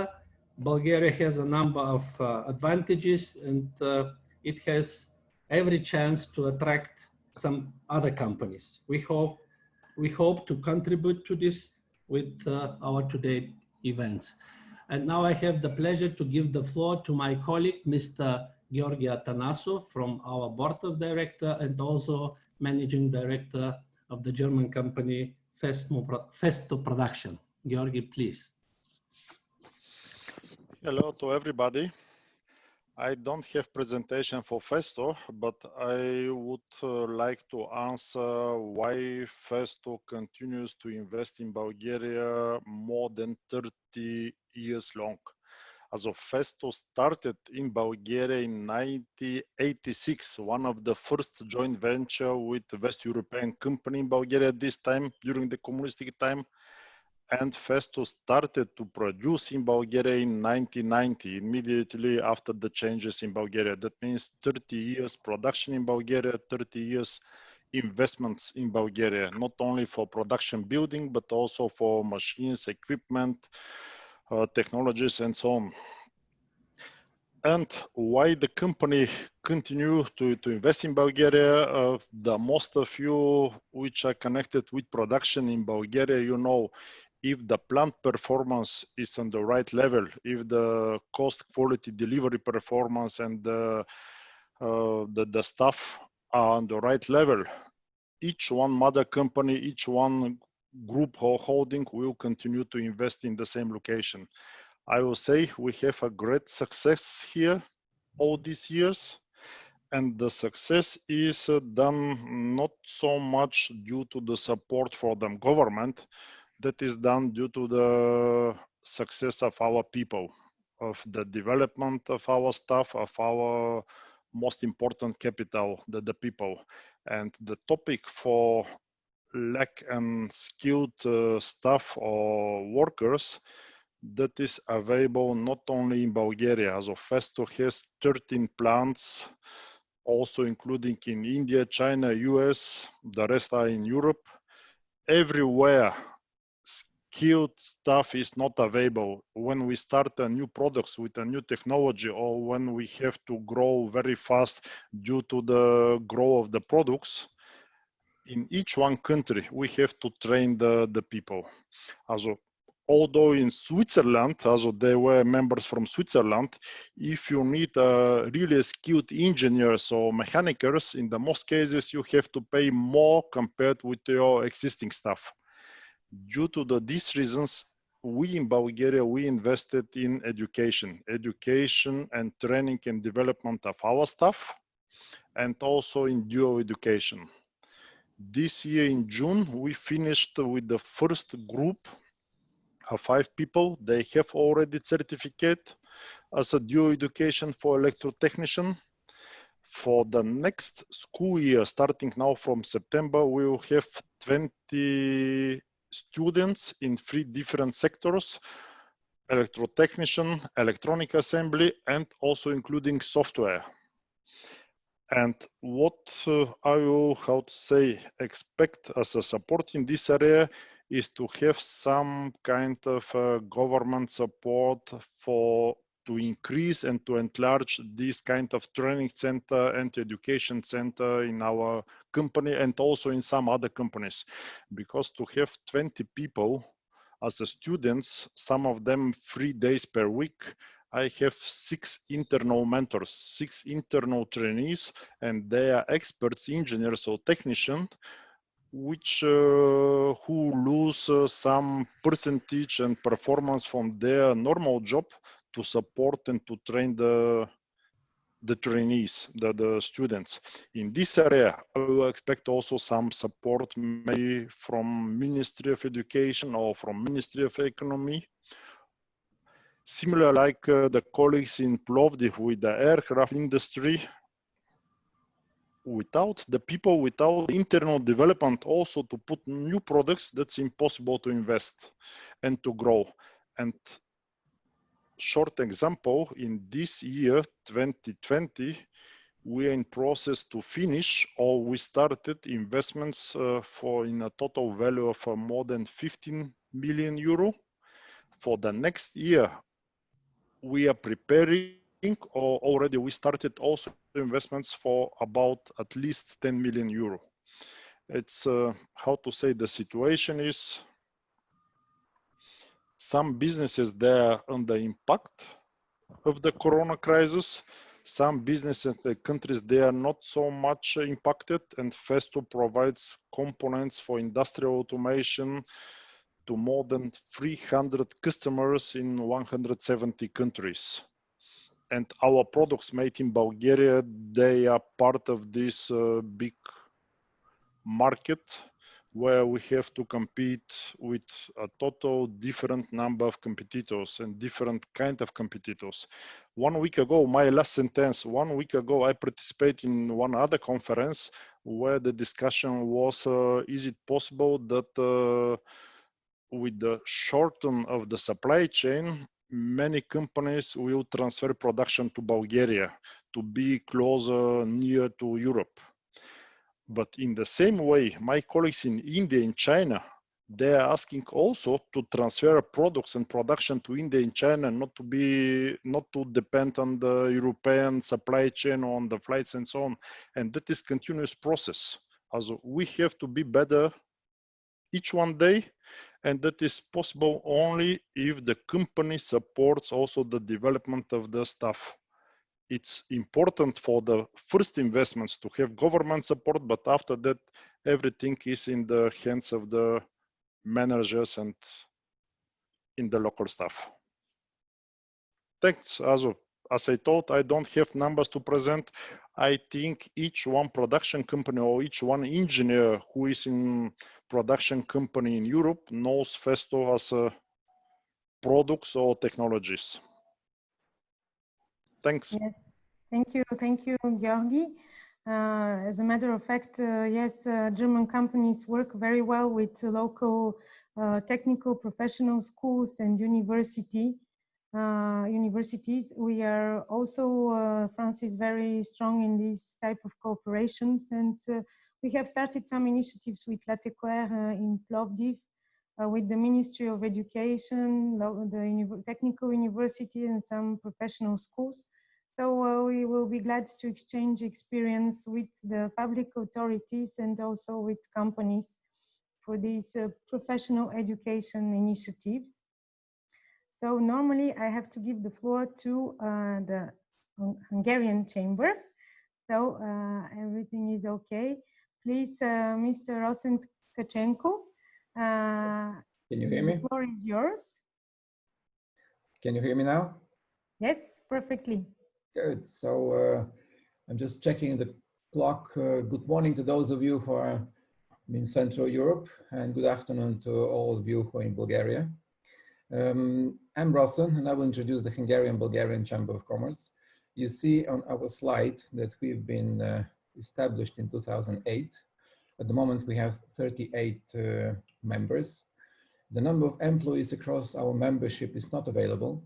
But if you keep in mind that among our members, we have DSK Bank from the OTP Group of Hungary, the pharmaceutical giant Gedeon Richter, the Novatel, Fornetti, to mention a few, then you shall be able to see our presence in Bulgaria. Between 2002 and 2018, Hungarian direct investment to Bulgaria has been more than €1.5 billion. And to illustrate, according to the Minister of Economy, Emil Karanikolov, in 2018, Hungary was the second biggest direct investor to Bulgaria. Another €1.5 billion to remember is the annual turnover between Hungary and Bulgaria. From it, about €1 billion is the annual imports to Bulgaria, and €500 million is exported to Hungary. The goals of our chamber are quite simple. We have two of them. First one is to increase the trade and capital flow between our countries. And the second one is to support the business interests of our members. To achieve these goals, we have 4 different areas that we are very active in. First is organizing events in Hungary and Bulgaria for stimulating business contacts between the two countries. If you want to see what events we have organized so far, I can send you by this chat the information I have prepared. There are 2 links.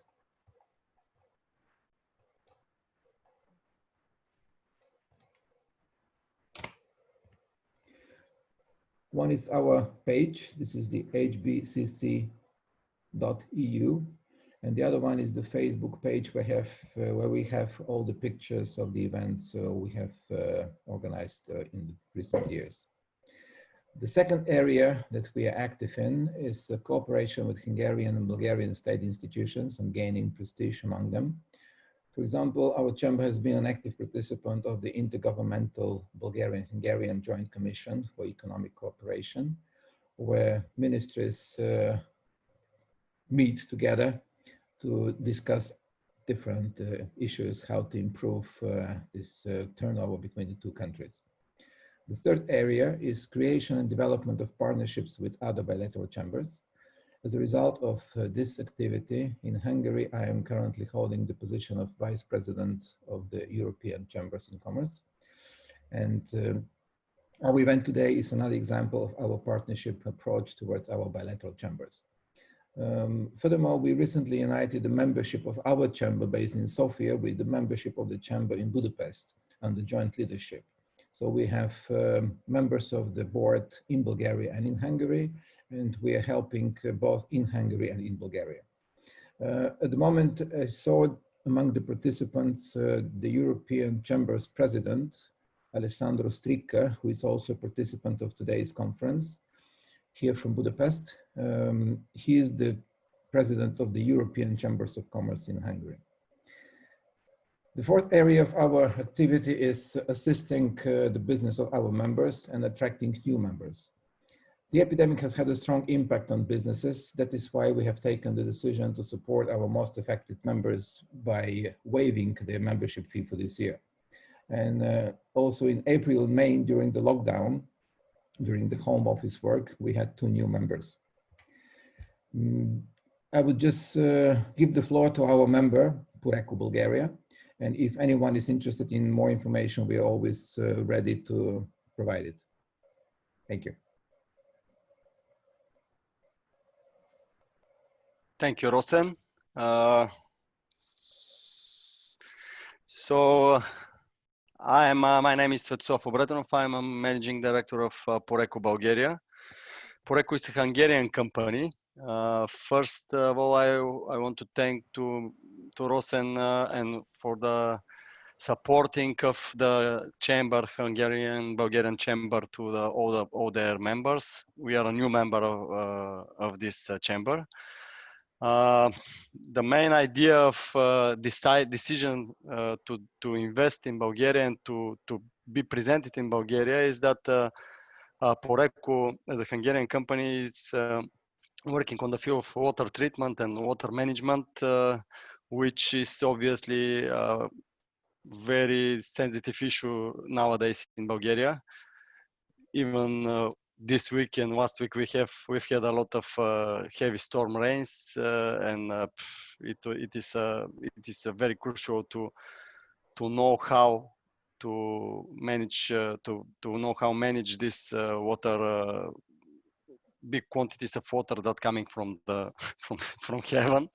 So this is what I think that we can help to Bulgaria, not only to develop this area, and also it will be a way to attract the investors, what was one of the topics and was mentioned by the previous participants of this conference. So if you could show the next slides. This is actually the areas where we are very strong. Wastewater treatment plants, of course, which is in Bulgaria. For example, we have a problem because there must be built more than almost 200 wastewater treatment plants, which is a problem, of course, and in the very short time. Also, the infrastructure that is now building, I mean, highways, Hemos, Struma, finishing of Struma, all those roads, main roads, and infrastructure is very important to be built in a proper way, and also to treat the rainwater from those infrastructures in a proper way. Environmental issues are very sensitive as well. One of the areas is the odor air treatment, so-called biofilters, which is also we have a lot of products that we can offer. So this is that's why all those problems and that arise, and all those things that we have here in Bulgaria, this was a decision that we can help, and we can be very active in this area. Thank you for the attention.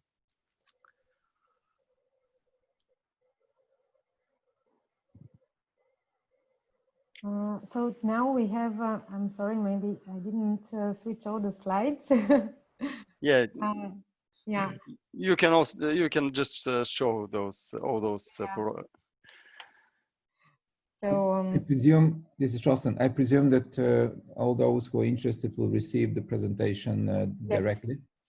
Of course, everyone will receive the presentation. Everyone who attended the meeting today will receive the presentation, and also the recording of the current meeting. So everything will be provided to the audience. Just one comment. Yes? The chats that we are writing to the audience at the moment, they will not be available after we finish. So if you want to copy any of the links that we have shared, please do it now during the presentation. Sure. Thank you. Thank you, Rosen, of course. Thank you. Thank you. I have the pleasure to introduce now Mr. Marco Montecchi, the president of the Italian Chamber in Bulgaria. We have developed together many projects in the recent years. So, Marco, the floor is yours. Hey, thank you, Vesela. Dear colleagues, I'm Marco Montecchi, president of the Italian Chamber of Commerce in Bulgaria. And I'm really glad today to be present to this unique event. I would like first to thank all the team of InvestBulgaria Agency for the strong commitment and efforts in coordinating its activities with all the bilateral chambers of commerce, business clubs and associations represented foreign companies based in Bulgaria in this critical period of a global health emergency and economic crisis. I would like to congratulate Mr. Stanigianev in his new position of Deputy Minister of Economy of Bulgaria. I'm sure that his professionalism and strong attitude to business will contribute to great improvements, and he already done in his position of Executive Director of InvestBulgaria Agency. This initiative is a strong and significant proof that working together in favor of investing system, both foreign and local, has been the right and best way to be closer to the business. We have to overcome an economic crisis by joining all our efforts to help companies, particularly micro, small and medium enterprises, which Bulgarian is made of. The really first output and the topic of today's event is the nearshoring. This is a project of a great added value for the Bulgarian economy and an opportunity for companies and to shorten their supply chain and keep their productivity with efficiency and effectiveness. Italian company will be highly interested of this new opportunity, which is cost optimizing instead of investing in India or China. Bulgaria is the right place for nearshoring, and our commitment from now on is to promote this big opportunity, together with the well-known flat tax, 10%, skilled human resources, and talented young people and professionals, also throughout our network worldwide. We can support strongly because of the fact that we are part of 81 Italian Chamber of Commerce in 56 countries. I also want to share with all of you that another element has to be taken in consideration from letting a foreign company move its business from the farthest countries to Bulgaria. This is the European Union markets with the motto, move to be moved. I would like also to underline another very important issue for the foreign companies. We need to concentrate big efforts to facilitate the opening of the bank accounts and access to the credit in favor of investors. Nowadays, suffering their relationship with the banking system in Bulgaria. I believe that all of you have been facing this issue. This could represent an important asset contributing to the growth of FDI in Bulgaria. I believe, and I hope you colleagues agree with me, that we have the duty as much as we can to spread these new challenges of Bulgaria, which actually is hosting lots of foreign companies covering the world thanks to bilateral chambers of commerce and industry, and increase the number of nearshoring projects. Thank you for your attention. Keep going ahead with our mission. Now I give the floor to our friends and the member alias group and Mrs. Pamela della Toffola. Thank you, Vesela. Thank you. Thank you, Marco. Thank you. Hello. Thank you, Marco. Good morning, everybody. So I'm Pamela della Toffola, and I'm here to represent an Italian investment in the textile clothing industry, Cymbidium, that belongs to Peltery Group, leader in production of goose feather padded jackets. The investment project started in 2012 when, after using for years third parties for production, the company decided to acquire a factory in Bulgaria to better perform some special articles difficult to manage through third parties. The acquired factory is located in northern Bulgaria in the town of Vratsa and has been in operation for over 15 years and is specialized in the production of goose feather padded jackets, ribbon jackets, and technical clothing. Actually, the textile industry has a long-lasting and strong tradition in Bulgaria, where we can still find important modeling and dressmaking schools that allow investors to find prepared and well-qualified staff. So that's why in 2012, Petri Group decided to acquire the mentioned company in Vratsa, that in the past used to work for luxury brands such as Prada, Dainese, Burberry, and the same Petri. And since then, the company underwent several steps of reorganization, like the acquisition of the building where the factory operates, and that used to be for rent. Then it was upgraded technologically, that granted the company with the ISO 9001 certification. And step by step, the company has developed its own technical skills to the point that it is able now to produce articles that are not available in China or in other Far Eastern low labor cost countries. Today, the factory, besides captive production, works for other prominent customers like Moncler, Colmar, Paul & Shark, and others, all leaders in their respective sectors, giving Cymbidium itself a leader status amongst the producers of this particular clothing. In addition, the delivery time from Bulgaria to Italy and Europe in general, much faster than from China or India, gives our customers a very strong competitive advantage, allowing them to run a far more dynamic and flexible production policy. That's why in the last years, we witnessed a tendency to transfer the clothing production from Far Eastern countries to the Eastern Europe ones, amongst them Bulgaria. And in fact, the production cost can be still slightly lower in countries like India and China, but delivery time, forms of payment, and size of orders give a clear overall advantage to our region. As an example, our production structure is such that we can deliver even 100 articles to our clients in northern Italy, should they have a particular emergency, which is not conceivable even in the competitor countries in the Far East. And this capability makes our company more and more competitive, especially in this current emergency environment. I thank you, everybody. Thank you.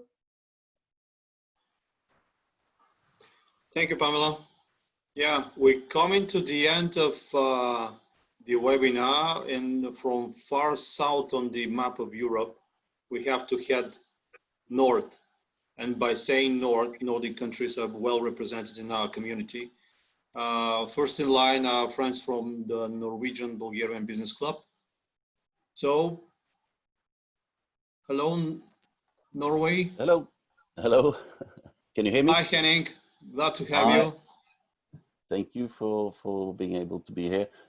Yes, my name is Henning Kongsgaard. I am Chief Enterprise Architect in CoBuilder. I am presenting today NBBG as well, the Norwegian Bulgarian Business Group, where CoBuilder is a board member. A few words about NBBG. It was established in 2015 with the support of the Norwegian Embassy and Telenor Bulgaria.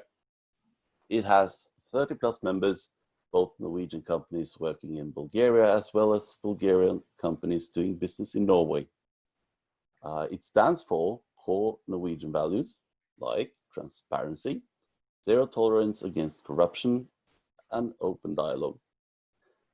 NBBG is there to support their members and help the members' business grow, but also to contribute to strengthening the bilateral economic relations.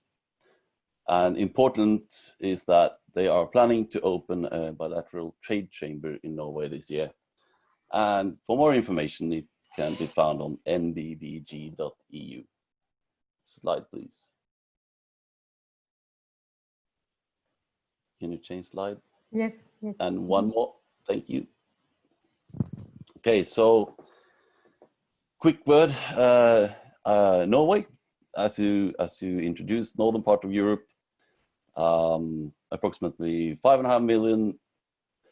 It's quite a large country. It's a very elongated shaped country, 100% objective. I would say that Norway is a beautiful country. We have a very wild nature. We have a very vast coastline where one of our export goods, fish farming, mostly salmon, is done. And we also have oil and gas industry where we export such technology. And we have a well-developed social security service. That was just some introduction to Norway. So CoBuilder, we are a software development company. We offer a platform for helping construction industry actors scale their processes through the power of structured and standard-based data, helping them on their way to the digitization journey. We are a privately owned international business with a headquarter in Oslo, Norway, with about 15 employees. And we have subsidiaries in Bulgaria, England, and France, where we have 100 employees in the largest subsidiary, which is Bulgaria. And this is also where we have most of our key functions, software development, R&D, marketing, finance, customer care, etc. And we work with a lot of the standardizations associations like CEN, CENLEC, ISO, Building Smart. Yeah. So next slide, please. Thank you. So why did we invest in Bulgaria? Some quick background. Back in 2008-ish, we outsourced an IT project to a large consultant company in Norway. And the result of that was that we were not overly impressed by how it was done and the cost, which made us decide to look for outsourcing abroad, especially within EU, since we were operating in EU and working with EU standards. This was of high importance for us, also for several reasons, cultures being one. And we did a lot of searching, and we ended up finding a company, Interconsult Bulgaria, having very good references from a large Norwegian company. So our experience in the beginning already was that very much the contrary on our experience from Norway. We were impressed with the talented skills, the proactive, customer-oriented and forward-leaning people, good language competences, as well as business-friendly tax rates and lower costs compared to Norway. And this good experience made us decide to invest further and start up what is now known as CoBuilder International. We did that in 2013. And in the beginning, we actually needed to have Norwegian or Scandinavian speaking people. So we managed to hire graduates from the Scandinavian Studies program in Sofia University. Next slide, please. Yes, so we grew quite fast from 2014 to 2017, starting to covering many of the different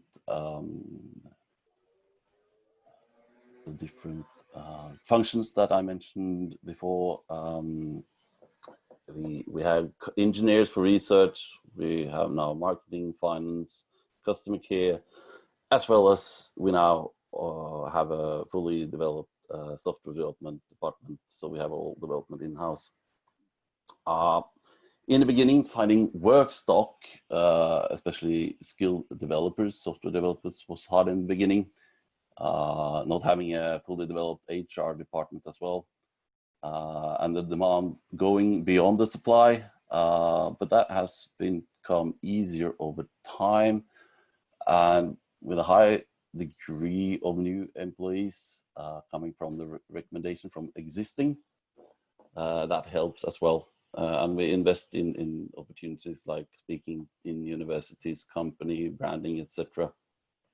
still same experience, highly skilled people, forward-leaning, hardworking, and innovative. And I also want to emphasize what was mentioned before, the big advantage with Bulgaria's excellent telecom infrastructure now in these pandemic times. Having the workforce working from home has worked brilliantly, actually. Some bragging for CoBuilder. Okay, we won a couple of awards in Bulgaria as well as abroad, but Innovation in Technology Award 2019, as well as IT Product of the Year 2017.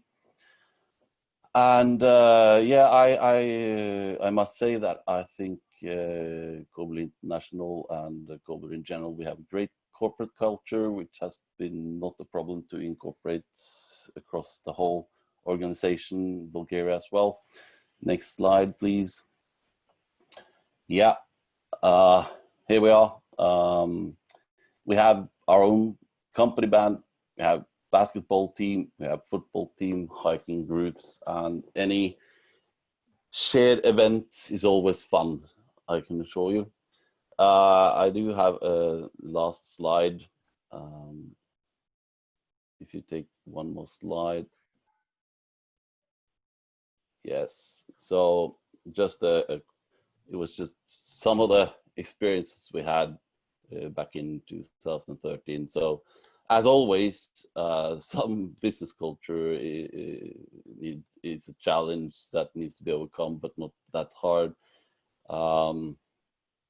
We being a Norwegian company, we like to have everything in order, which might be a little bit surprising to some. And as I mentioned, there at the time when we started, we did not have all the departments like HR, so it was a little bit tricky in the beginning to get people on board. And that was everything from me. Thank you very much. Thank you. Just a Henning. quick remark Yes? from my side. Sorry, just a quick remark. Henning, you mentioned the Scandinavian studies in Sofia University. Actually, when I was a student back then, the Norwegian king arrived at the big hall in the university, and he was welcomed in Norwegian. He was quite shocked to realize that there are people not with Norwegian origins speaking that well Norwegian. I was shocked as well because I was a young person that days. I was quite proud of the fact that those studies are quite well established in Bulgaria. And the telecoms, thanks to Telenor and the other three telecoms provided excellent service during the quarantine times, 2-3 months in a row, and they have to keep that pace forward.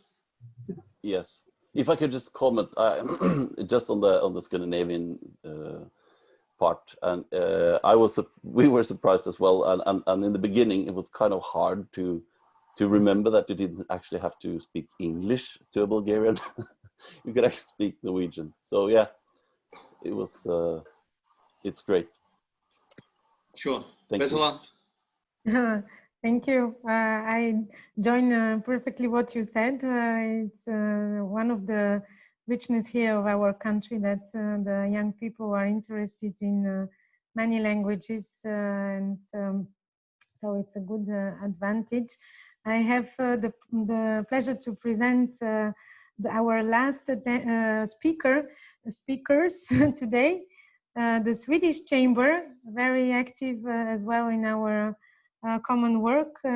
Personally, I know some of the biggest companies that have founded the chamber. So, Ruslan, please, the floor is yours. Thank you. I hope you can hear me well. Perfectly. Excellent. So together with my fellow board member, Zoya Paunova, I would like to shortly introduce some of the aspects that the Swedish Chamber would like to contribute to this discussion in terms of what is good and what is really beneficial in Bulgaria, and how can we use that to attract, and also what is probably room for improvement. First of all, great to be part of this initiative. We're lost, but I have to say most happy to join. Light comments aside, I think it's really a great initiative, and I'm looking forward to continued joint events. Now, when it comes to the Swedish Chamber represents, even though it's a relatively small country, it's a sizable economy. It's an economy with significant presence in different industrial and software and I mean really different areas of the economy, and this is reflected in the profile of the Swedish company which are in Bulgaria, and these companies represent both heavy industries as well as on the other end gaming, software and media. And Sweden was probably one of the first as well to, I mean, we heard from our Belgian colleagues, and but Sweden was also very early. I mean, the first investments of Sweden were in 1995 in Bulgaria, and have been investing ever since. So it's a good, I think, showing a good reference to the experience of Swedish companies. Generally, the Swedish companies employ around 10,000 people as a sort of as a reference, and we in the Swedish Chamber, which in principle is administratively is organizations so to say established 2 years back, but we have been existing in different shapes and forms, and with the support of the Swedish Embassy, we have initiated this format for the past 2 years, I would say in a very active way. Two things I would like to mention before I hand over to Zoya with the case of AstraZeneca. I think, judging by the feedback of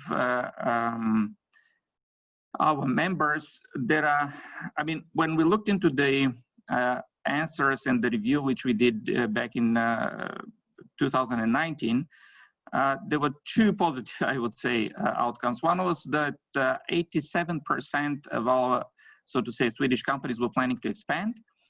And the other was that they were planning to also invest in people and in facilities. One was a surprising outcome. We have looked into what is negative in the Bulgarian environment, and this was bureaucracy was among the top, and corruption was among the bottom.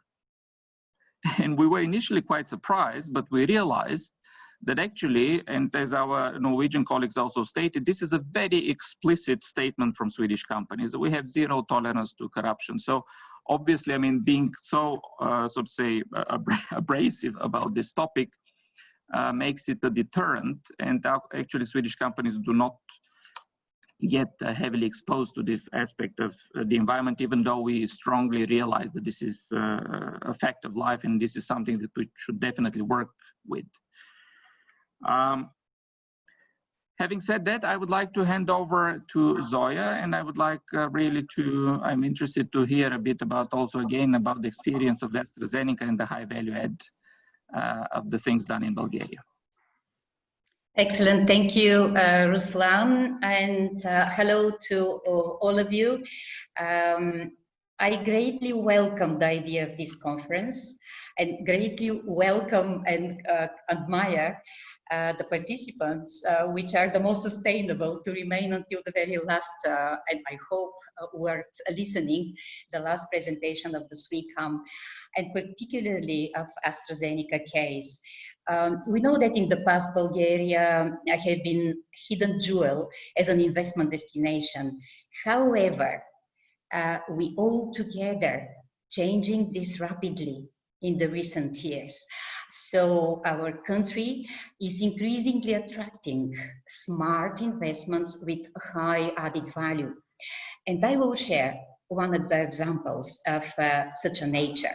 So AstraZeneca, it's a world-leading life science company, which creates and delivers medicines to millions of patients through innovative science.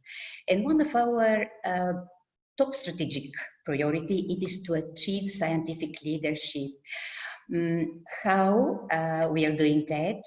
One of the key elements in that respect, it is to increase our proximity to bioscience clusters, through co-locating our research and development centers close, to the scientific most important and highly driven by science hubs.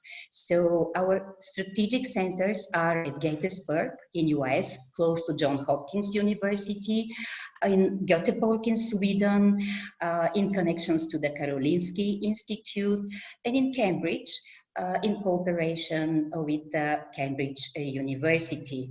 So if we move now to the next slide,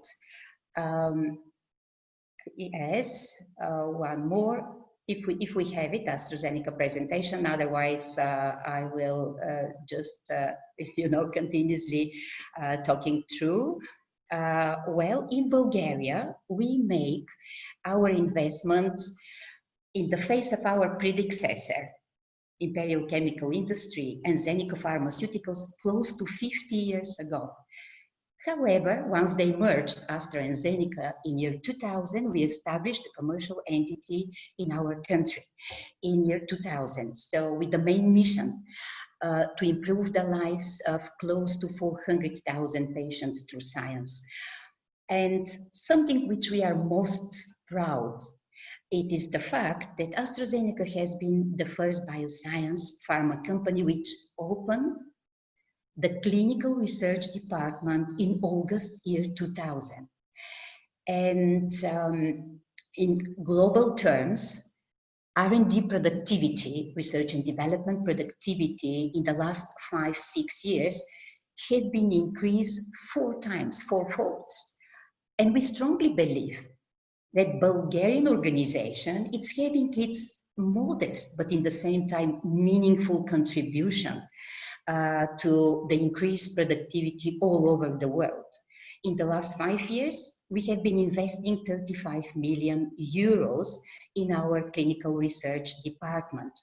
And the journey has been moving through a wide scale of clinical trials program, which we developed in Bulgaria, with the participations of 1,500 highly qualified Bulgarian healthcare professionals, medical specialists who have been determined from one side, Bulgarian patients to get access to modern, to effective, to innovative treatment, which has not been the case if we move 20 years ago in the history of Bulgaria.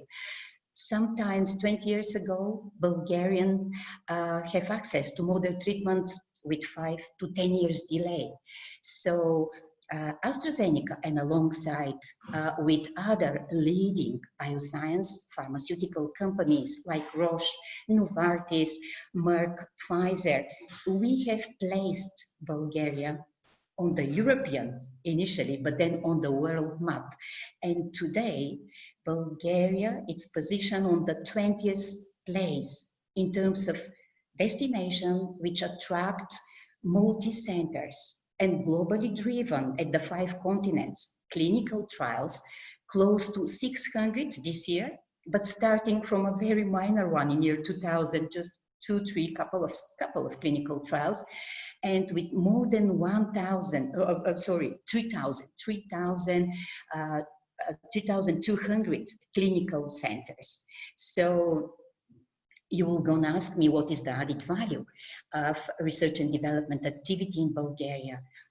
This is one of the hidden driving engine of economy development, of GDP development, and at the same time, bringing some added value to the state budget in terms of creation of highly paid and highly qualified jobs in our country, and in the same time, providing savings and driving savings of the public funds of National Health Insurance Fund, since all of the medicines are delivered as a free of charge for participations into the clinical trials. Bulgarian physicians, Bulgarian healthcare professionals, they have access through that to the technology and know-how transfer, and they become part of the global investigators community by participating in the regular science-driven event on a regular basis as the investigators international meetings. So a lot of added value in that respect. And just before I close, of course, I would like to touch the point on some of the challenges we are facing in Bulgaria. First, it is the lack of the generally accepted and integrated system for electronic medical data, which not always make easily accessible the patient's medical records. Lack of registries, which generates highly qualified data, and good infrastructure to allow easy review of the rate of incidence, epidemiological data. And the last and most important one, it is, the electronic healthcare. But we strongly believe that with the united efforts, with cooperation with the multiple stakeholders, we will continue gaining the momentum and we will accelerate the electronic healthcare implementation in Bulgaria, because we are driven by the strong desire to create a digital identity, digital signature of Bulgarian healthcare. And with that, I would like to say thank you so much to all of you, and I'm ready to respond to any questions you may have. Thank you, Mrs. Paunova. Thank you, Ruslan. We can now switch maybe to the Q&A session. And of course, participants can ask questions to the Bulgarian Investment Agency and to all of our speakers today. Our colleagues from the Bulgarian Investment Agency will express themselves in Bulgarian language, so do not hesitate to switch to the translation. It is working. So you just need to switch on your interpretation icon with English to hear the translation. Mrs. Kirillova and I think the deputy director of the agency Mrs. Ahmedova can answer some questions. There were there was one topic in particular I noticed about human resources. Of course, let's say the need of higher quality of human resources, and also what the state can do to help companies in this field. Дали ме чухте, дами, за човешките ресурси? Имаше въпрос как държавата може да помогне правителството на компаниите.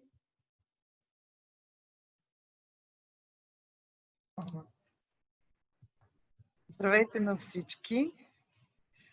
Благодарим на Весела от Френската камара, че така добре ни вписа в този колегиален и партньорски разговор като модератор на днешната среща. Ние сме тук заедно с главния секретар на нашата агенция, госпожа Ирина Кирова, и можем да отговорим на първите два зададени въпроса. Ако възникнат и други, сме до края на ваше разположение. Единият от въпросите, Весела, доколкото си спомням, беше за програмите на българското правителство за връщането на българите в страната ни. Това, което ние ще ви кажем, вероятно само ще напомним, защото тя беше добре рекламирана и се чу от много хора.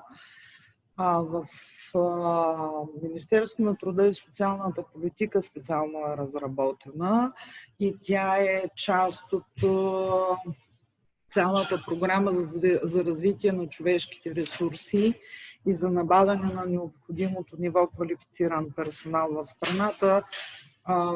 Периода включва периода от 2021 до 2027 година. Основните акценти на тази програма, която цели да подпомогне завръщането на българите, които са учили и завършили в чужбина, учат още, както и такива, които работят там и са добили висока степен на професионална квалификация.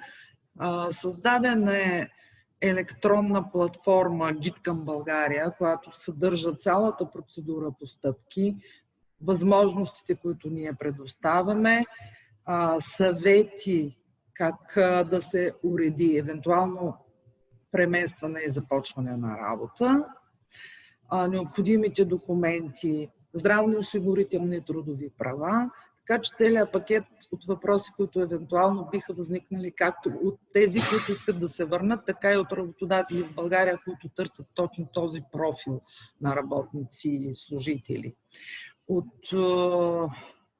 В рамките на този социален пакет, предвиден от Министерството на труда, освен за самия бъдещ служител, са предвидени и няколко мерки за членовете на неговото семейство и за адаптирането по-бързо в условията в България, както на член, евентуално съпруг-съпруга, но и на техните деца.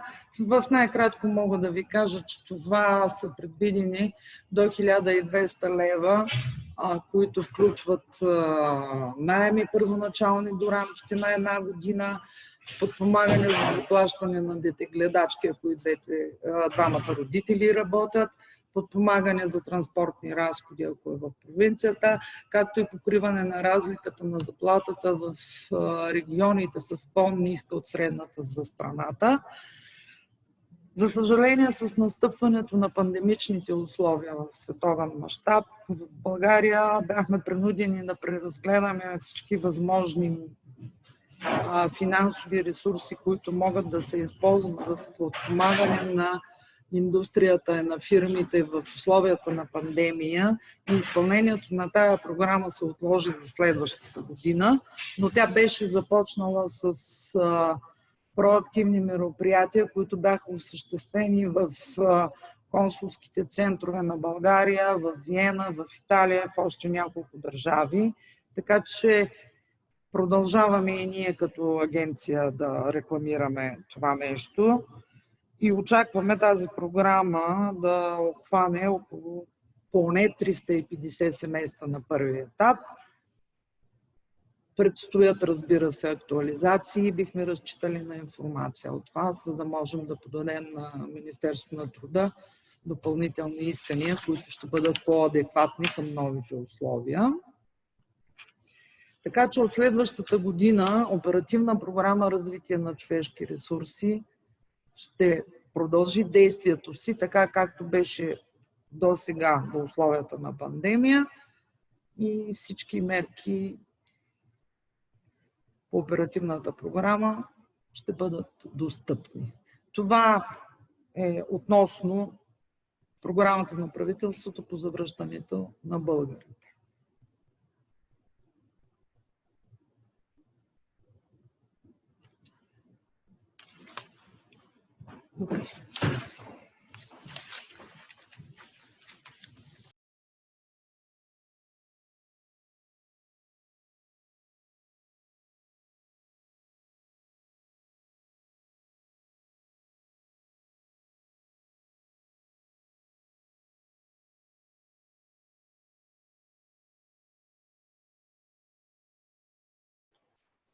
Веси, не те чуваме.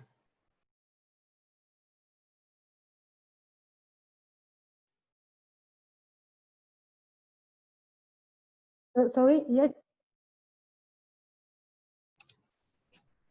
There is a problem with the translation. Проблем ли имаме някакъв? Hello? I'm sorry, everyone. There was some slight problem with the translation. Трябва да кажем на английски, ако имат проблеми с това. Ако искате, говорете на български, аз ще ви превеждам в ефир. Окей. Консекутивен, аз не мога симултанен, но консекутивен. Спирайте за малко и ще превеждам. Няма проблем. Добре. Сега минавам към втория въпрос. And so the second topic, on the first topic we missed something, I will deal with the agency in order to send you the information. Please, заповядайте. Така, втория въпрос беше за започнали затруднения в България от по намирането на квалифициран персонал.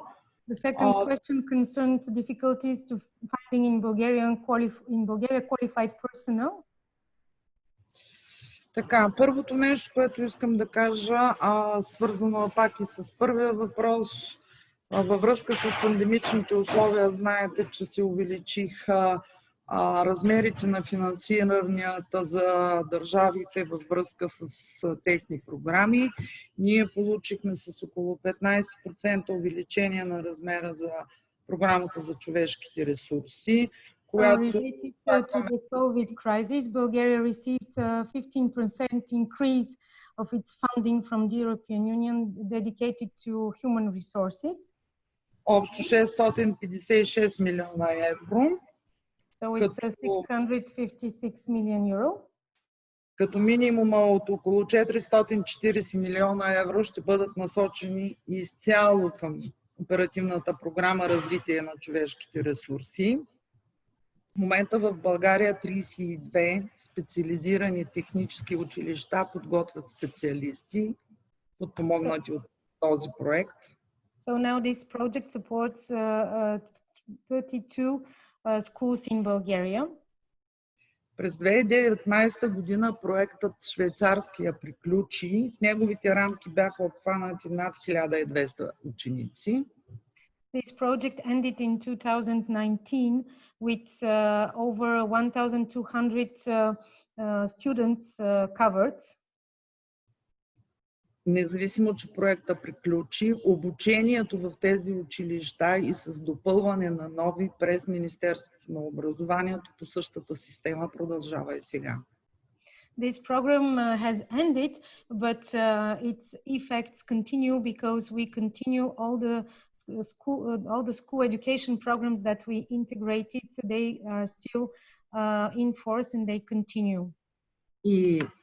И от 2020 година започна и реализацията на част от младежите, именно получили образование по тази система. Since 2020, the first young students that have terminated these school and higher education programs have been integrated in the employment and working environment. Всички ние знаем, че България е част от общия европейски пазар на труда и тя прилага в тази сфера еднакво законодателство, както във всички останали страни. Of course, Bulgaria is applying the European legislation in terms of dual education. Защо навлязох в тази тема? Защото освен актуалното да връщам българите в родината, да ги връщаме, да получават добра реализация.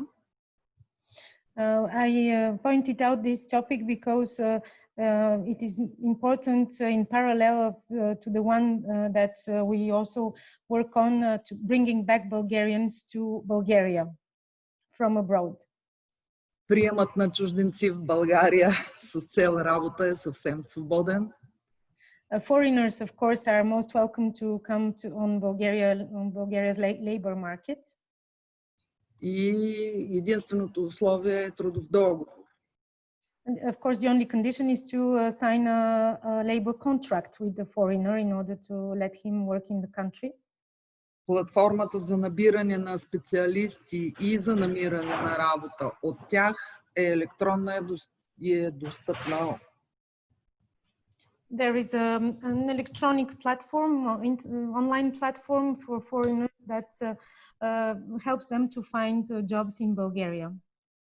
Другия начин да увеличиме възможността на достъп на българските фирми и чуждите опериращи в България до квалифициран персонал извън страната, това е извън страни от Европейския съюз. Another way to find workforce for Bulgaria is to contact, of course, the labor markets of the countries around and abroad. Outside the European Union, excuse me. Като единия начин е вътрешно-корпоративния трансфер. Of course, one of the ways is to employ internally in terms of group transfer, one employee from another country working for the same group to come in Bulgaria as a foreigner, non-European. Където по смисъла на закона за трудовата миграция вече е облегчен режима на преместване с цел работа и обучение на работник чужденец от трета държава. So the transfer is facilitated in terms of legislation.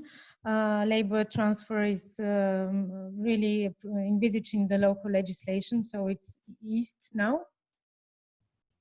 Така, следващия лесно достъпен режим пак за трансфер на специалисти от трети страни, това е синята карта на ЕС. Another legislative measure that allows foreigners, non-EU foreigners to work in Bulgaria is the blue card. Която е добре позната и по наша информация, която обменяме и с вас, колегите от камерите, знаем, че доста често се ползва и върши работа. We are quite aware that we work together with many of your chambers, and this blue card is very well known and used among the foreigners working in Bulgaria.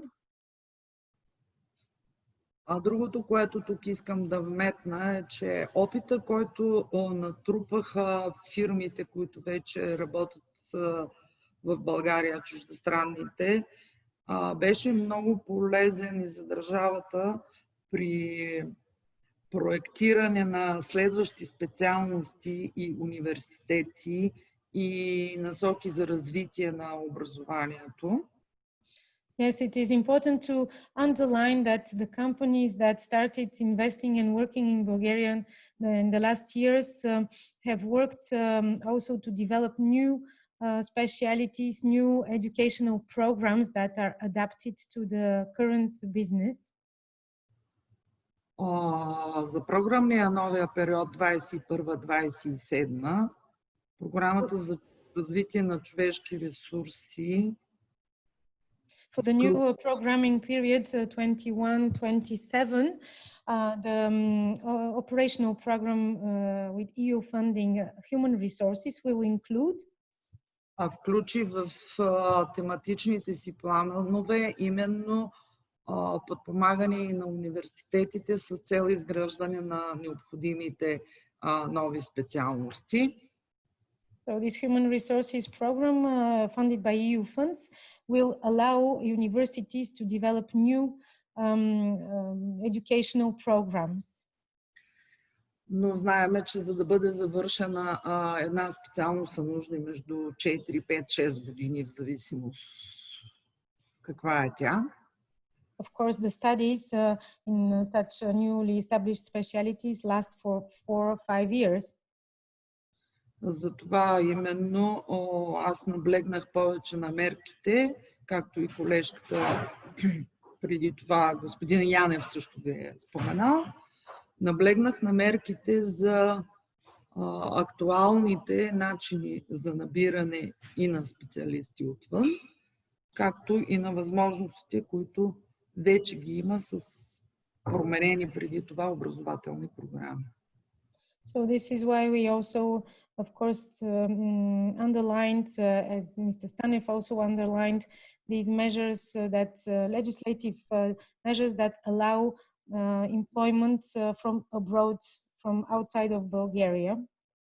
Аз тук искам да изкажа специална благодарност на всички фирми, които развиват, чуждестранни фирми, които развиват дейност в България, които стимулираха както други свои партньори, така и държавната власт в страната да ускори този процес. И днес с удоволствие можем да кажем, че ние имаме сериозен брой специалисти и благодарение на това, че самите фирми имаха добри обучителни програми. Here is the moment to thank also the investors in Bulgaria, the foreign companies that worked to develop internally and with the educational institutions, with the government, new professions, new specialities in education programs, and to accelerate this development. So really, it's also thanks to the companies who worked with us. Бизнесът винаги е бил стимулатор на новото и двигател, така че ние разчитаме да продължаваме да си партнираме с вас, за да можем занапред още по-бързо да бъдем актуални и да отговаряме на вашите очаквания. Really, we are hoping to work together in the future, and of course we are very attentive to what the business requires and stimulates, so in the future we are very open to such cooperations. Благодаря ви. I would like to thank you. Така, госпожо Кирова, вие искате да кажете нещо, може би? Можем да включим превод. Много добрата инициатива. Мисля, че госпожа Ахмед Normally now the изчерпателно. Константина, съм само да кажа, че преводът работи на английския канал. The English channel is working again, so we could turn it. Okay. Говорете на български тогава, който иска да се включи. Please switch to the English channel of the translation.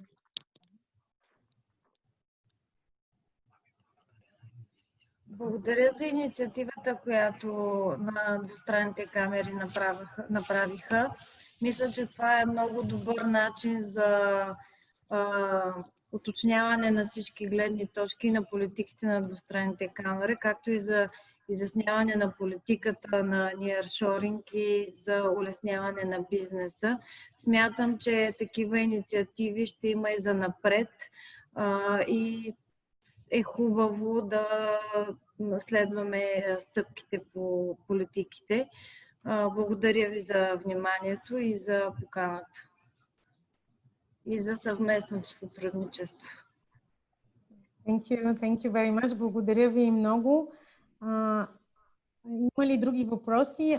Are there any other questions?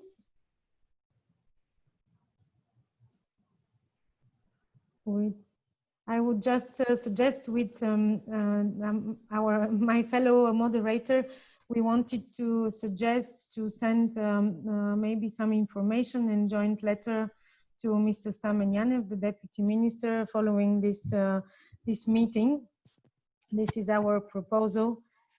С модератора днес искахме да предложим и да изпратим след вебинара така на нашите официални гости днес информация и резюме за протичането на конференцията. Весела, може ли да се включи? Да, разбира се. Благодарности на всички за днешната конференция, за съвместното участие. Аз съм Мила Ненова, директор съм на InvestBulgaria България. Според мен много е важно днешната конференция да доведе до конкретни стъпки в подобряването на обстановката в България, що се отнася до nearshoring, защото това е възможност, която трябва да се възползваме. Няколко теми излязаха като критични в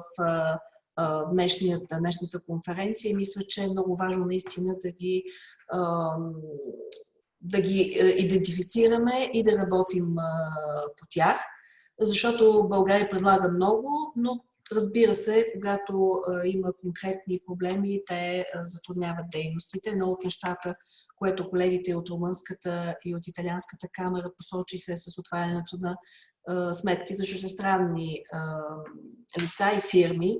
И това е нещо, в което и ние работим и бихме искали да има ясна уредба, да бъде процедурата ясна, конкретна, разбира се, без да се поемат рискове, защото в този глобален свят е много важно да се спазват правилата и мерките против изпирането на пари са изключително важни, но това да не води до практическо блокиране на дейността на част от новите потенциални инвеститори, защото в момента, в който дойдат потенциални инвеститори и им се наложи няколко месеца да си отварят сметка, нашата работа се обезсмисля.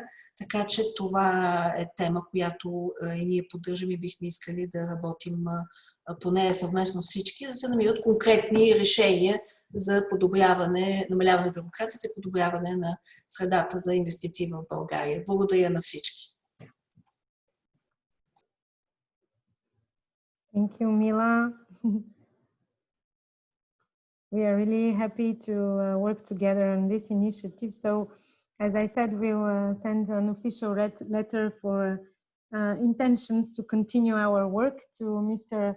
Lachezar Borisov, the new Minister of Economy, and Mr. Stamanyanev, the new Deputy Minister of Economy. We have, as chambers, we have worked a lot until now with them because their most important field of work is investments, of course.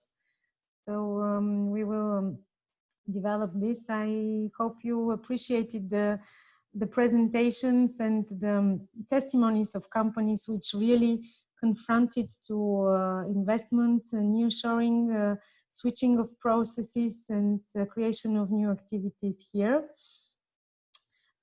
Is there someone who would like to say something? I think Mrs. Kostadinova would like to say something in terms of cultural diplomacy. Please switch on your mic.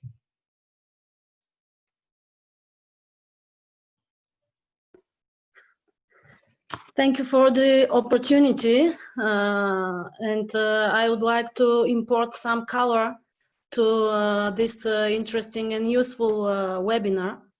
I represent the French-Bulgarian Cultural Association Art Avenir, and for the last 2 years we have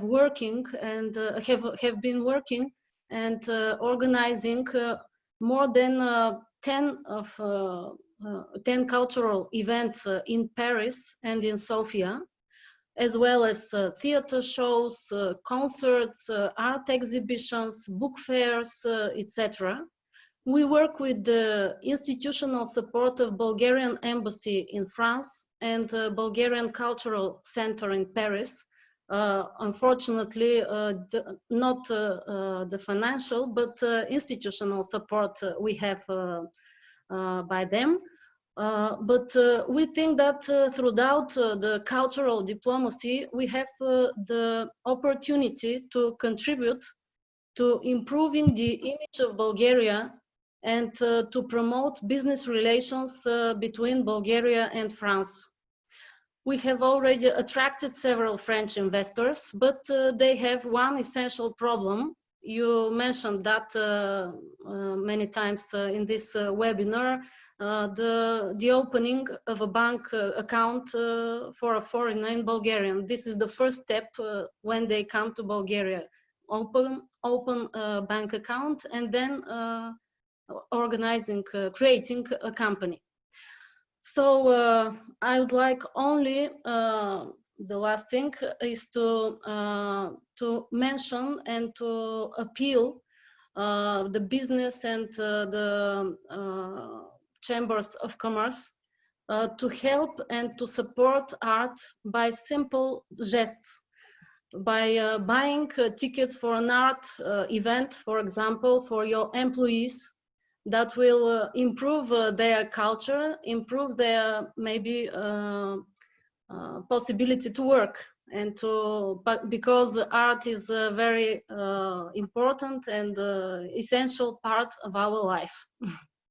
Thank you for the possibility to present our activity and to say something about the problems that our French partners meet in Bulgaria.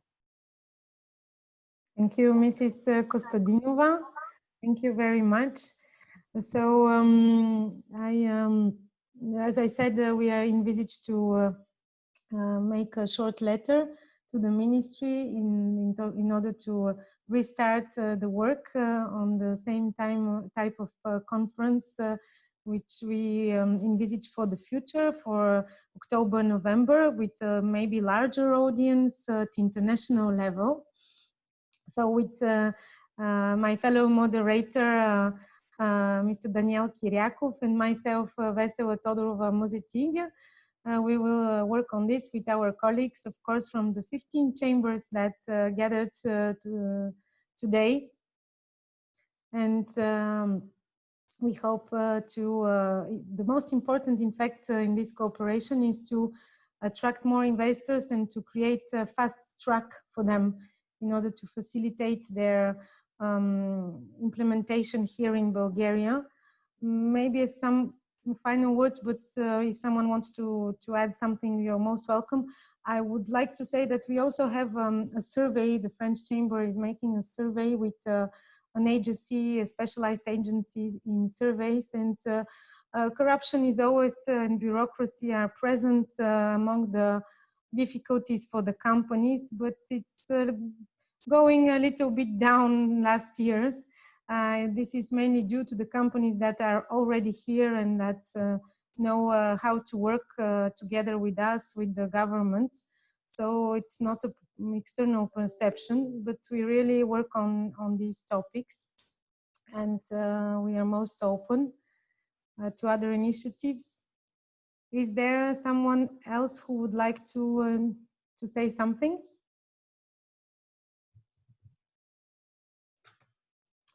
Okay, of course, once again, we'll send the video recording, the materials, the presentations, and some links sent into the chat to all of the participants today.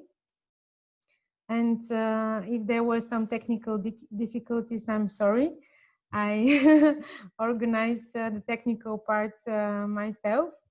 And we are most happy to continue our joint work with the agency. Thank you very much, Mrs. Akhmedova and Mrs. Kirillova. Sorry, I see some comments.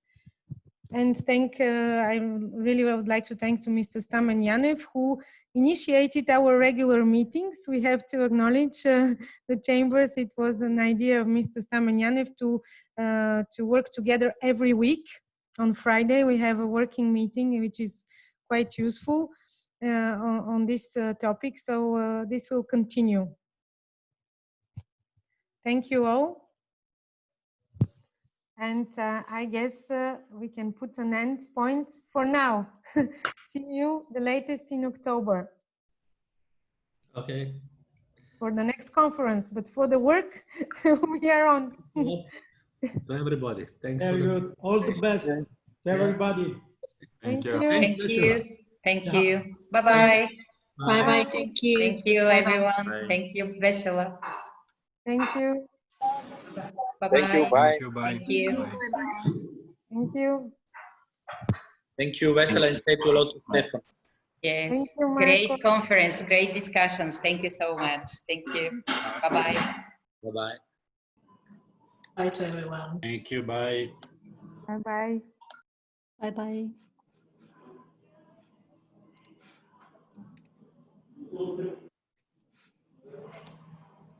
Bye bye, everyone. Bye.